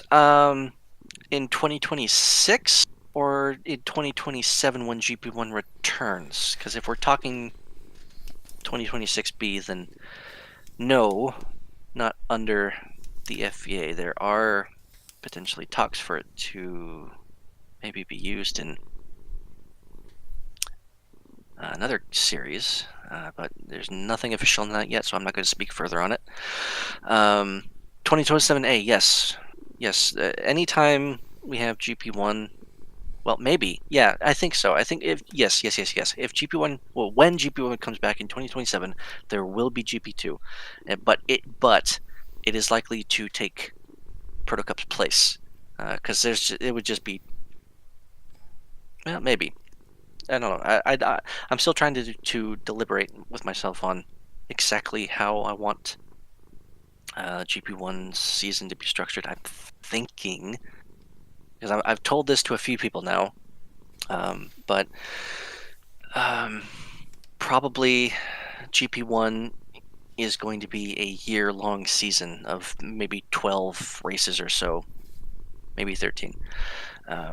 Instead of it being an A-B format. So it might allow for Proto Cup to still continue to coexist with GTSE going along, but I don't know, I'm trying to spread out the workload a bit. It's just, if I were to try and run GP1 on top of, running in GTSE and all that other stuff in AB format, it's just too much work for me right now. So a lot of breaking news for some people. GP1 may be a year-long championship, but it's only going to be like 12, 13 races or something like that. It's not going to be super condensed, but it's not going to be super spread out either, I suppose. So yeah, GP2, I expect to see that with GP1. Next question from Laura. When can we drive the new GP1 car? I'm still working on tires. It's, I guess if I were to say a percentage point of how far along it is from being completed, I guess 75% of the way there. I have all the basics in place. If I were to throw out the car right this very second in a racing series, then it would be usable as it is, but it's not where I want it to be right now. There's still some stuff I want to figure out. I still need to fine tune the tires and get there.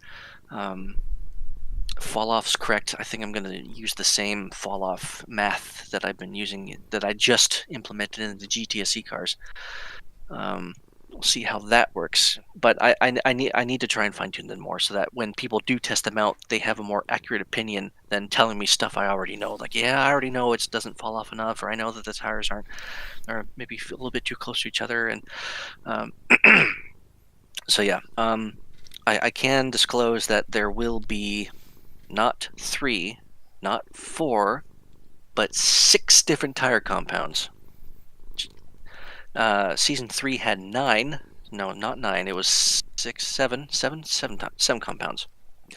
You're gonna have ultra soft, super soft, soft, medium, hard, and super hard. I'm still just trying to figure out, though, exactly how I want them to work, because I would like to have the super hard tire potentially work for maybe the entire race. You would just be really slow, and you would also have to run on safe gear. I don't know. just thoughts floating around in my head about how I want all the tires to work, because I don't want them to be too close, but I want them to, I don't want anyone to take major advantage of one tire for the entire season. Like, this is the only tire that you can use, and it's the only, the only option, because it's a lot of work trying to get those tires to work correctly. But Can we we'll see. expect wet tire finally into Second Life Racing? Wet tires. Can we expect them? Like tires for rain? Oh, no. We don't have any SL lag specific rain tires or anything like that. No, that's no. There's I'm not gonna simulate. Would be Rain fun, or right? anything. Like simulate No, one race no, it in a wouldn't. season, like No, it the wouldn't. the track is super slippery, no. and you have to No, forcefully use that tires. No, there would be so many angry people. Like, why did you do this, Luke? Why? It didn't have to be this chaotic. It could have been so much cleaner. No, I'm not doing that. No, not happening. Yeah, at least the seed is placed, so it's a matter of letting it grow. All right, any more questions? Yes, Candy there are. says, Yeah, go ahead. can we get the paint templates so that we have plenty of time to procrastinate creating liveries for them? That is a great question, because I have been thinking about that over the last 2 weeks. Yes, at some point I am going to have GP1 templates and a paintable model out very, very, very early ahead of the season, so that people can start fiddling with it, because it's not the easiest template to paint with, but it's not the hardest. It's not going to be like, the coyote. Why did I say it like that? The coyote in GTP. That thing is a disaster of a template. I hate that UV. It's a miracle that anyone like Apex Angels can get that thing to work. But yes, GP1 templates will be out, and with the new addition of being able to paint them in PBR, the main reason why they're not out just yet, like I could put them out today if I wanted to, but I want to have a I forget the exact material name. I need a mask created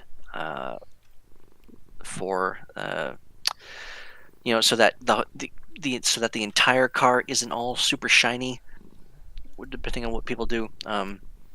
Because the way that the template works on the GP1 this season, or sorry, the upcoming season, this new car, is that one texture almost covers the entire vehicle's visuals, aside from the suspension and some of the cockpit.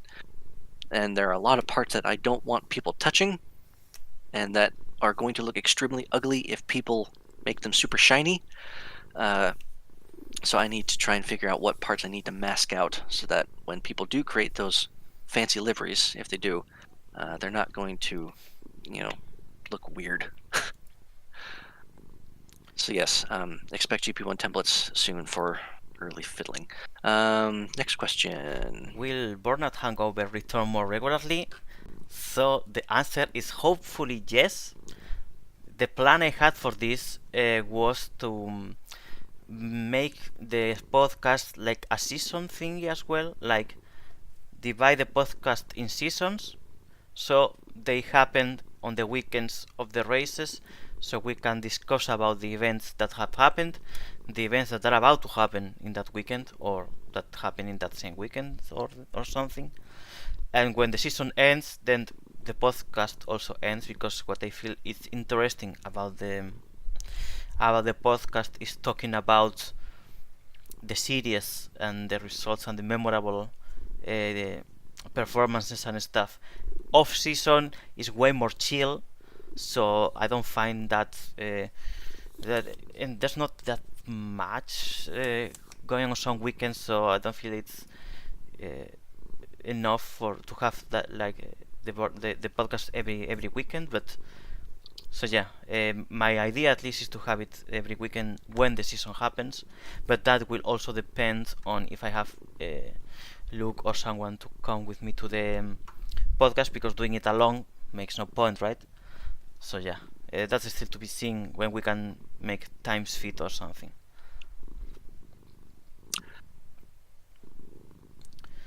All right, let's answer Laura's question real quick regarding the templates again. So if I just sent you a picture, if you wouldn't mind finding a moment to bring that up on screen so that people can see what the template looks like. It's going to be, I will say ahead of that happening, it's going to be a 2048 by 1024 template. So it looks, it's not going to look like super blurry or anything. You'll see when it pops up here. You'll still be able to have some nice detail in there. Right, more questions. How do you qualify for GP1 class, assuming GP2 remains free for all? So, I guess, look, you need to give details, because in theory, you can race GP1 without any kind of qualification, but it's true that GP1 in the past have higher standards in terms when it was about to allow teams or drivers to race. I don't know if you have any plan for this next season, Luke. So how GP1 registration has worked in the past is that you have your team registration, and then you have your driver registration. So it's not like GT Super Endurance where you sign up a team and then you just kind of pick your drivers and let me know what they are. You also have to submit your applications for your drivers, and I can accept or deny them. It depends on what I think about their skill levels and whatnot. So there are some drivers who it's kind of rare, but I have denied people from racing because I still think they need a lot more time in the car to figure things out. That being said, it's not like I have a super high bar for that either. So it's not like you don't have to worry about, like if you were regularly racing in GT Super Endurance, like I mean, there's a lot of those people are fine. You don't have to worry about that stuff. But I do have, I do play judge quite a lot in that regard. Some cases, if I don't know the person at all, I might want to see them race a bit more, or I'll either look up whatever their past results are, if they have any, or I'll schedule a time to meet with them and we'll just run laps, or I'll watch them run laps, or I'll drive with them and just try and see where they are, so I can get an idea if they're okay or not. Because I really do want to, because the GP1 cars are fast and they're twitchy and they bounce off of each other. And obviously, yeah, I could change the physics and make them super stiff so that running into each other isn't that big of a deal. But personally, kind of an off note, I like that they're very touchy and ping-pongy, because it forces people to try and drive more carefully around each other. And if you have a crash, it's more easy to tell who was at fault. You don't have to have any finger pointing where saying, no, you survived that crash fine, don't worry about it, coming from the driver who made the mistake in the first place. Anywho, so yeah, it'll be multiple applications. You have your team application and your driver application. I will be approving and denying as I see fit, but again, denials are rare. Astria, have you been taking note of questions in case we miss any? There are a lot of comments coming through. I want to see what they're for. Second part of that question, assuming GP2 remains free for all, just to clarify, if I run GP2 that season, the access to it would be more like Proto Cup. So rookies Oh yeah, or no, less experienced GP drivers. GP2 and Proto Cup, those kinds of second tier categories, outside of success limitations like champions and race winners and whatnot from GP1 and GTS, all that kind of stuff, is open category. So if you've not won a championship in GP1 or something like that, or won a race in GP1, then yeah, you're open to GP2 and all that kind of stuff. Or I'll have more specific guidelines as to who can and cannot partake. But if you haven't had significant success or any level of major success in GP1, then GP2 is open for you to come and go. You don't have to run the whole season or anything. So. What about the streaming in general? Any expectations on this? Yes. So just for you to know, guys, I'm officially retiring from racing. So that means that I'm gonna focus my contributions to the community in other ways, which will be mainly live streams and hosting events or helping to host events. So yeah, that's the reason why I do. So my idea Hang is on. to stream every event, official event, and during the summer the most important events as well. You're not going to run GT Super Series, GTSS? Most likely not, because Oh. so the thing is that this year, early this year, I started several projects in real life. Like I started university, I started German lessons, I started guitar lessons, I started to do workout, and all of that combined with the fact that I have a full-time job leaves me with not that much free time at all in a day.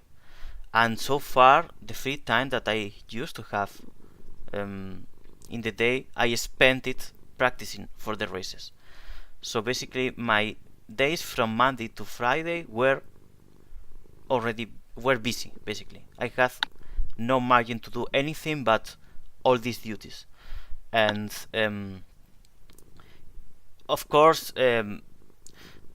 if I could save some time in the day to do other stuff and have some time to breathe or something, I would like to. And despite I really love races and I love to race and all this, practicing for races and knowing how competitive I am, because this I cannot remove this feature from me, makes me get very stressed with the races and force me to practice and to get involved in the practices, because if I don't get good results. If I don't get good results, I get depressed and all this stuff. So considering this and seeing how successful was the streaming experience last season, I think the whole experiment was really nice. It brought people to the community, it kept people engaged, it gave people reasons, things to talk about, and the portrait it is, the showcase it is for some people to shine, that maybe in the races themselves they get a bit eclipsed because of other things. I mean, for example, I can remember the Trump performance at Songdo, that it was widely discussed in the following podcast, that without the podcast, without the stream, it couldn't have been that discussed, and maybe it would have been more overlooked or ignored. So I believe I believe at this point I can contribute more to the community with the streams and with helping coordinating series than I could do with racing, which on top of that causes me quite a lot of stress and requires me to spend not that much free time I have into practicing, that I would like to free myself. And yeah, this year in particular, this first half of the year has been hell terms of stress was horrible, so I believe it is the right thing to do for me right now. So yeah, keep contributing in streams and helping with coordinating series, but not anymore with racing. And I think it's the best way I can do for the Yeah, community. if it's one thing to remember with racing in Second Life is that we're all primarily here for the love of just racing and having a good time. Like we're not. This isn't Formula One. This isn't IMSA. It's not NASCAR. It's not IndyCar, where you have these massive commitments and contracts and whatnot. I mean, obviously, people can play that out if they want to. That's their choice. But a lot of people don't need to go through that. And you have that choice. If you're stressed out, if you need time away, if you need to lessen your workload, don't hesitate. Don't make this environment uncomfortable for yourself. You have to think about yourself first and foremost. It's okay to be selfish in that regard. So, Yeah, just speaking to the general populace.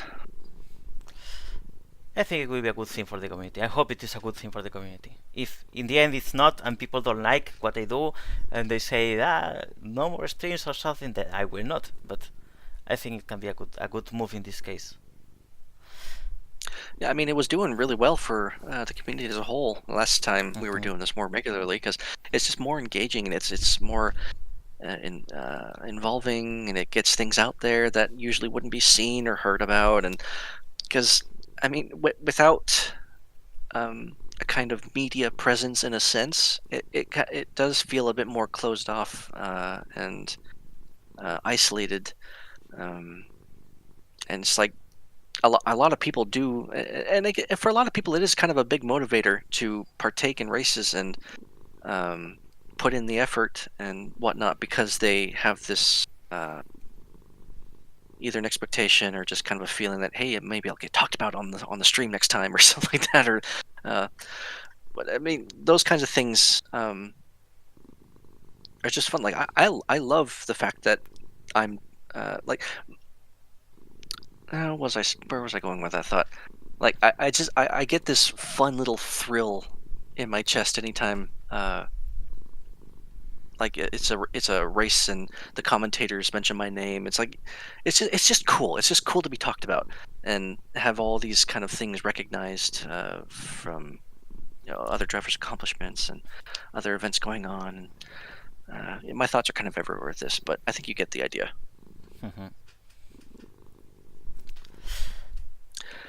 All right. Let's see. We have Some more. now. We have Rao asking. Would be nice to use some series to have like a draft pick, like the NBA. So a draft for drivers like NBA, like teams that pick drivers based on a draft, right? Could be. I mean, Oh. you are more into American sports, so I guess you can give us more input about this. Well, again, this is the thing where we don't have any contracts, and it's not like we're doing this as a career. We're not getting paid to do it. Some people get paid. I mean, if you, anyone here who's been around long enough, you were GP1 used to actually pay their drivers, frankly, crazy amounts of money, teams and whatnot. So there actually were those kinds of ludicrous deals and reasons to stick around, but for the most part, that's like we don't have that kind of structure or commitment for drafts and whatnot to be a realistic outcome because a lot of teams in Second Life are more like friend groups in a sense, and you just like when you see a team, you know that those people who are teamed up for the most part know each other pretty well. They're friends for a long time, or they've known each other for a while, or they just click. Um, you don't really see many teams with drivers and whatnot, like who just don't really communicate with each other. Um, Unless it's Benetto and you're trying to hire the fastest drivers possible. But um, it's probably not the most realistic way of going about it, I'd say. It's like, for example, it's like how I also am against having any kind of equivalent to an FIA medal system because I know a lot of drivers have in the past gone, well, why can't we split the drivers up a bit more evenly with skill levels so that we can try and level the playing field a bit?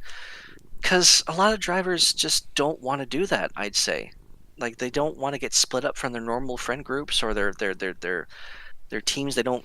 It may not be a comfortable environment if they're put with a team that they don't feel that they're going to have a good time with. It may not be that fun for them, and also just not. A lot of people just don't want to be labeled either. Like no one wants to say like they're like a bronze tier driver or anything like that. That's not fun. We're not here for that. We're just here to have fun. It can be competitive and it can be fun when it's competitive. It can be a bit stressful when it's competitive, but we're not here to make things. We're not the FIA. We're the FVA, and there's only so far that we can go with trying to, replicate real life. We have a double question here.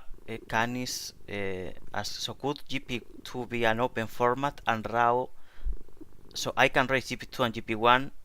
Okay, so the details about GP2 of course will be discussed whenever GP2 is about to happen, but yeah, GP2 will be open for most people except certain people that have achieved certain things in GP1 or FBA, or still to say, because of course this is something that is still too far to discuss. So only then, only when it happens, we will know exactly who can and who cannot race in GP2. It's very far. I mean, my idea would be something more or less similar to Proto, but who knows. But yeah, but they will be mainly focused for rookies and people with less experience for sure. Candy says, looking at the number of retired drivers on the grid, you might want to refer to it as sabbatical rather than retirement. Yeah, who knows? I mean, maybe after this season I feel in the mood again to race. I mean, when I was team manager for LCR in GP1, I spent, I think it was 2 years or 3 years, no, 2 years, 2 years as a team manager until I felt like I want to race again. And the following season I raced. So yeah, it can be that I spend some time out of the racing and at some point I return. Depends. I mean, just if real life circumstances allow it, because of course, if I'm gonna stay busy all this time, it's less likely that that happens. Of course, if it happens that suddenly I have a lot of free time again, that yeah, no doubt I will race again. But yeah, time will tell. Time will tell. Yeah, the way that people find their place in the SL racing community, it's kind of, or I guess you could say any community in Second Life really, but in SL racing specifically, it's kind of like a rubber band effect, where you take on a lot of stuff because you're all hyped up and excited, and then you realize, oh gosh, this is too much work, so the rubber band flings you back down, and now you're in this rut where it's like, oh, I don't want to do anything anymore, I just want to take a break, and then you get pulled back in, the rubber band pulls you back up, and then it's like, ooh, I want to do all this again, I've got the energy for it. Now you're on this high, and then suddenly you get kind of burnt out again and you get pulled back down. But that rubber band eventually is going to kind of, it may be a bit bouncy here and there, but it's going to find kind of a middle ground at some point where you find your place in the community of where, this is what I like to do. I'm just going to stick to this for a while. So that kind of thing. Yes, exactly. There are people who enjoy racing, but there are people who enjoy managing teams. I really enjoyed that experience as well when I did it. And yeah, there are roles for the good thing about this community in particular is that there are many things you can do to get involved with the community that are different from just racing. If racing in particular is not for you because you don't feel like you have the time for it, or or the commitment, or you just don't feel good at it, but you can help a team with the strategies, you can own a team, you can live stream, you can, I don't know, you can have a blog and post news, play journalist, all of that you can do.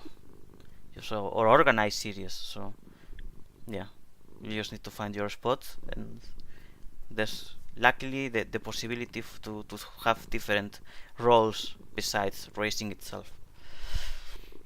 And then there's me, the jack of all trades. I want to do everything. I want to be a team manager. I want to run the series. I want to create cars. I want to create tracks. I want to be a champion and be an individual driver. There are times where I've even wanted to be a driver for hire, but that never happened because no one hired me. So, but having that drive and desire to do everything helps me create everything so that people have those options. So I'd say I may not get to do everything, but I can provide everything. So that's the benefit of that, I guess. Yeah, I know what I want, so I can create that for people. Canis just says, yeah. Before he said, retirement in Second Life racing seems to be more like I will just race when I feel like it. And yeah, in some cases it is. Yes. Raul said, the other day I saw some contract and I don't know why I wasn't racing 3 or 2 or 4 years ago. When I hear from Nico, he was racing in Second Life, I was making fun of him and now I'm addicted. Well, yes. Do we open the Pandora box about the contracts in the early GP1 ages? Yeah, those payouts were, some teams paid out frankly absurd amounts of money. I mean, more power to them if that tactic worked for them, and it absolutely did work for them because they got the championship, both drivers and teams, as a result. But some teams paid out lots of money. Like for example, I paid my drivers about what was it, like 1,000 linden per race, and then bonuses depending on if they finished first, second, or third. But at the end of the day, I kind of just opted out of the idea of driver payouts because when you offer money for winnings, it's not a bad thing. I'm not going to say it's a bad thing, but in my eyes, when you don't have monetary rewards, it brings more people out who want to actually race just to race and for the love of racing, rather than those who will show up mainly, if not only partly, for the love of earning more money. Because sometimes, like, I've seen what happens where, like, there's one team who would pay their drivers solely based on how well they did in any given race, and unfortunately, it led to them racing very erratically in the races, and they got a bad reputation for it. Because the higher they placed, the more money they got. So they kind of disregarded their competitors as a result, knocking them around. So it's just kind of it depends on just how you do it, I guess. You just have to be careful with it, I suppose, and make sure that if you are paying your drivers, that they're still racing fairly, and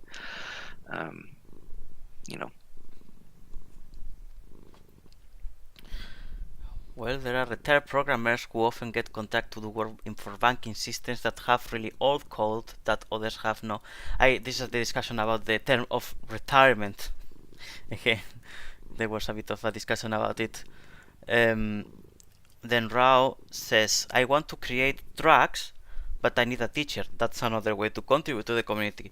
Creating tracks is something that Luke does, is something that Candy does, something that JC have done as well.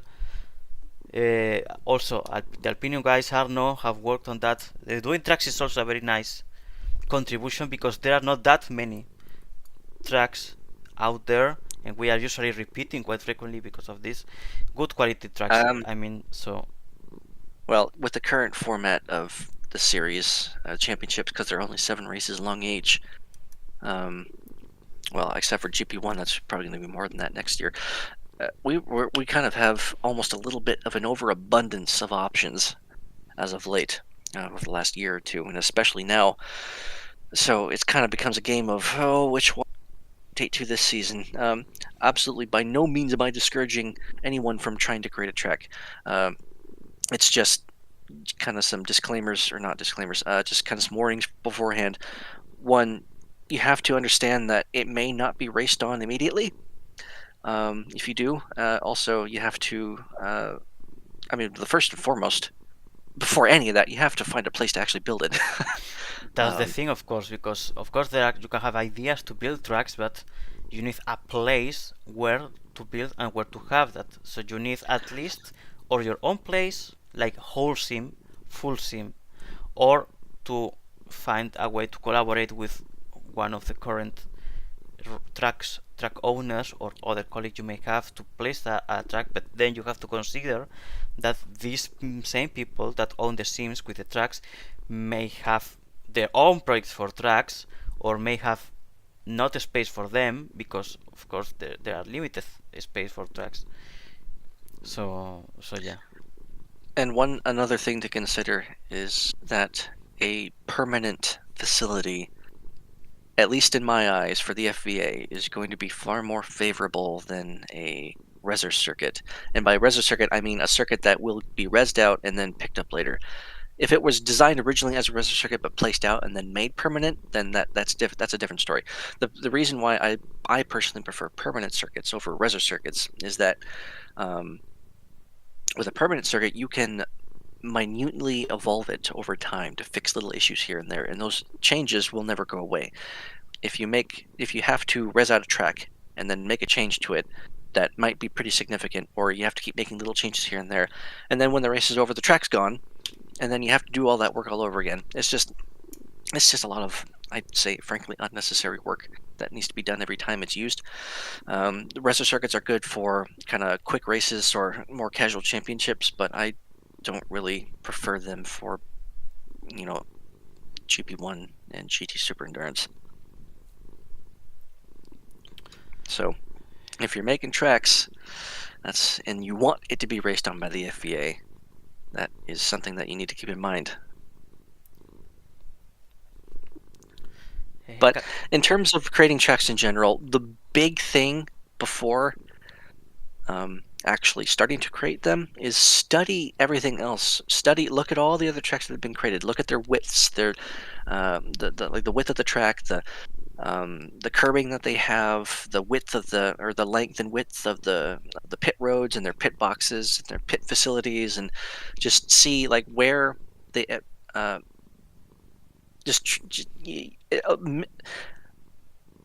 what am I trying to say? Like mimicry is totally fine. It's totally fine to copy other tracks just from different aspects of them. Like if you want to copy a set of corners because that's really cool, but you obviously don't copy track one for one. That's not appropriate. But if you want to like borrow a set of corners, like say like the Straka hairpin, the final set of corners, or the chicane, that's if you want to say, hey, that corner's cool, I want to try and use that. Just kind of study that. Things like that you could then bring over to your own designs before you start to actually learn the tools of how to actually pull that off.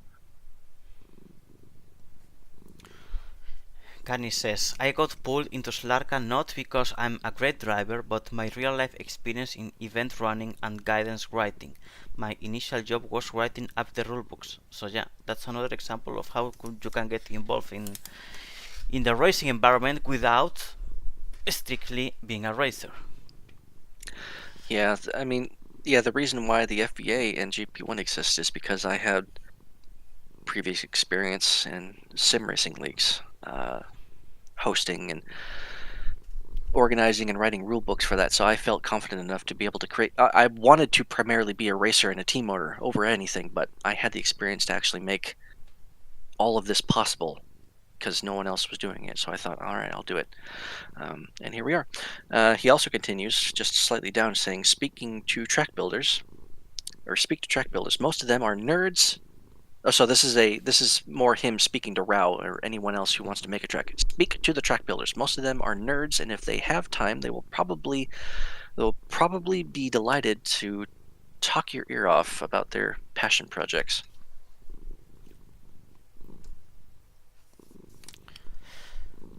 Yeah, no, just ask questions. And Rao mentions you should show some of them next stream, referring to the contracts.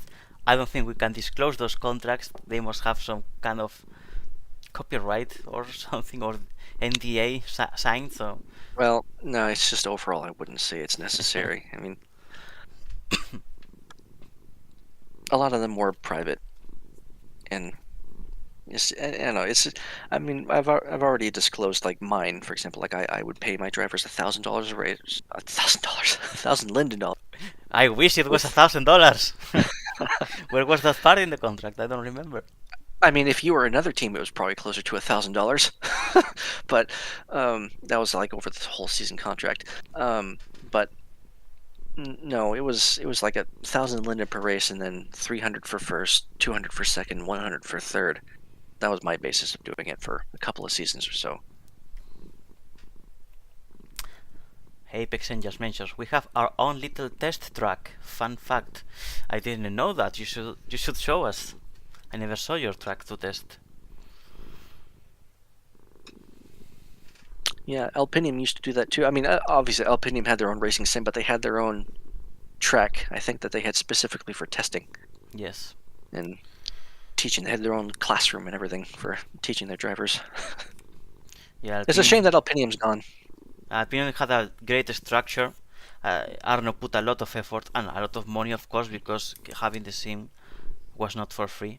It is really sad that he's no longer in the community because he was really a great asset. And I will always remember that what was Protocup phrase. Well, half of the tent were full Alpine drivers, and you made that gif with AI where they started to fight each other, and that was hilarious. Oh, yeah. Unfortunately, I think he might have got the wrong idea about that at first, but no, it was all just in fun. I seriously, all I did, I saw them all sitting there in that picture, and I said, you know what? I wonder what it would look like if they all started to fight each other. So just for the fun of it, I threw it in an AI video generator and just had them all start to fight each other. Literally, that was it. It wasn't supposed to mean anything beyond that. So Yeah, it was great. They brought a lot of people to the community, like people that are still around, like Krikri, Sam, Nikuri. They they joined from the Alpinium era, so we are definitely very grateful to Arno and wherever he is, if he's listening to this podcast or at some point. Thank you, Arno, for everything you did. I hope we can see you again in the future, even if it's only just to greet or something. yes. Song though is a masterpiece, a track from Arno and Krikri, I think. Yes, my throat's getting all clogged up. Yes, that's from Rao who said that. Yeah. Yeah, no, that track started off a spinch rough, had to fix the curbs and some snag points, but it turned out really well after that stuff was sorted. Always a fun venue, I'd say. Kali says, I banned the last person who talked my ear off about building their track for them. That said, asking questions is fine. So you can ask questions, but don't be too pushy. In the end, it's the time and work of others as well, which you might be requesting, and that needs to be respected. Yeah, you just have to understand too that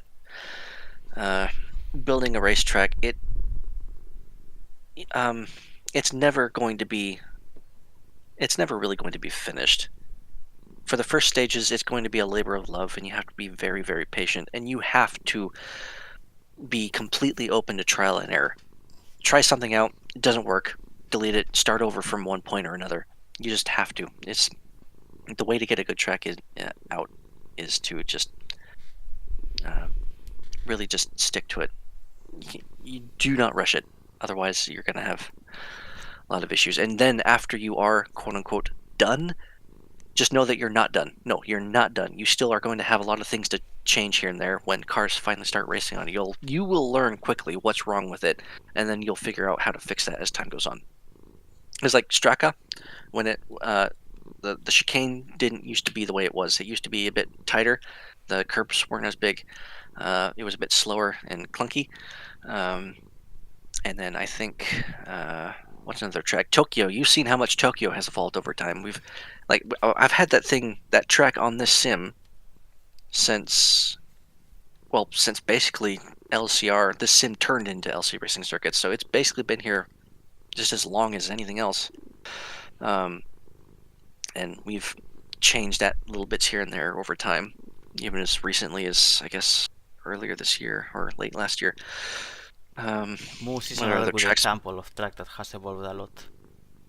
Bay Isle, I completely changed that that first sector, and Yes. then it changed the direction going over the bridge. So that completely evolved because over like 5 years, 4 years of racing on that track, I realized, okay, that first corner's not very good. So let's just kind of bypass that entirely and go backwards around a bit of the track instead. So yeah, it's tracks are should always evolve, just to try and fit the needs of the modern time, or you just realize that people are struggling at this one second, so you have to change it. Just yeah. Alrighty. So it seems we have no more questions. So I guess it is a good moment to put an end to this podcast. It's been more than 2 hours, almost 2 hours to 20 minutes. Have you enjoyed, Luke, being back? I'd say so. Yeah, it definitely came back a lot sooner than I was expecting, but it's good to get my thoughts out again like this. I'm still very rusty, as you can tell. I stutter like crazy, and my thoughts just kind of die off randomly, and it seems like I don't really know where I'm going at the end, and I get confused myself. But I just need to get back into the nick of it. Yeah, I confess I was pretty nervous at the beginning because I no longer remember how to talk. But yeah, I'm glad everything ran perfectly alright. So yeah, I guess that's it. Thank you everyone who has joined. Thank you Rao, Atsi, Lara for your messages. Also anyone who joined and gave their input, left their questions and everything. Next stream is gonna be, as I announced before, on July 11th. We will show the exhibition from Second Life 23B. Yes, exactly, Emmy. That was what I was mentioned. I will do the stream next week, showing that stream I will do with the new VTuber avatar model already. So it's gonna be a bit different than this one. So yeah, I hope we can see you all there, watching the stream or joining us in the tour. Up to you. And yeah, this being said, I guess yes. And just a couple more reminders. Reminder about tomorrow is the FVA award ceremony for 2026A that begins at 11 a.m. Formal dress, though not super strictly formal dress. So if you have nothing, if you will show up in jeans and a t-shirt, we're not going to yell at you about it. You're fine. That'll last for about an hour or hour and a half or so, maybe. August 1st and 2nd, Tokyo 24 hours. Use any car you want. What was the other stuff? Other events we have Carolina Mountains 200 on July 19th at Racers Island at Chihuahua Speedway. And then there was the Kokopelli 400. Shoot, I already forgot the date. Let me scroll up. Racers Island, no, Telemotor Sports Park, Slarka. Just look them up, you'll find it. I can't find the date anymore. It's gone. It'll be announced. Just look for notices. You'll find out. There's lots of stuff to do this summer. Yeah, just join the Discord server. As you know, you will find it if you join the FVARacing.com website. You will get a link to the Discord server, and in the Discord server, you will find in the different channels constant news about all the events about to happen in the next weeks and months. Yeah, there was. Candace said it's September 13th for that Kokopelli thing. So yeah. That's pretty it then. That's pretty it Yes, then. Thank you everyone again for joining, and see you next week. Bye-bye.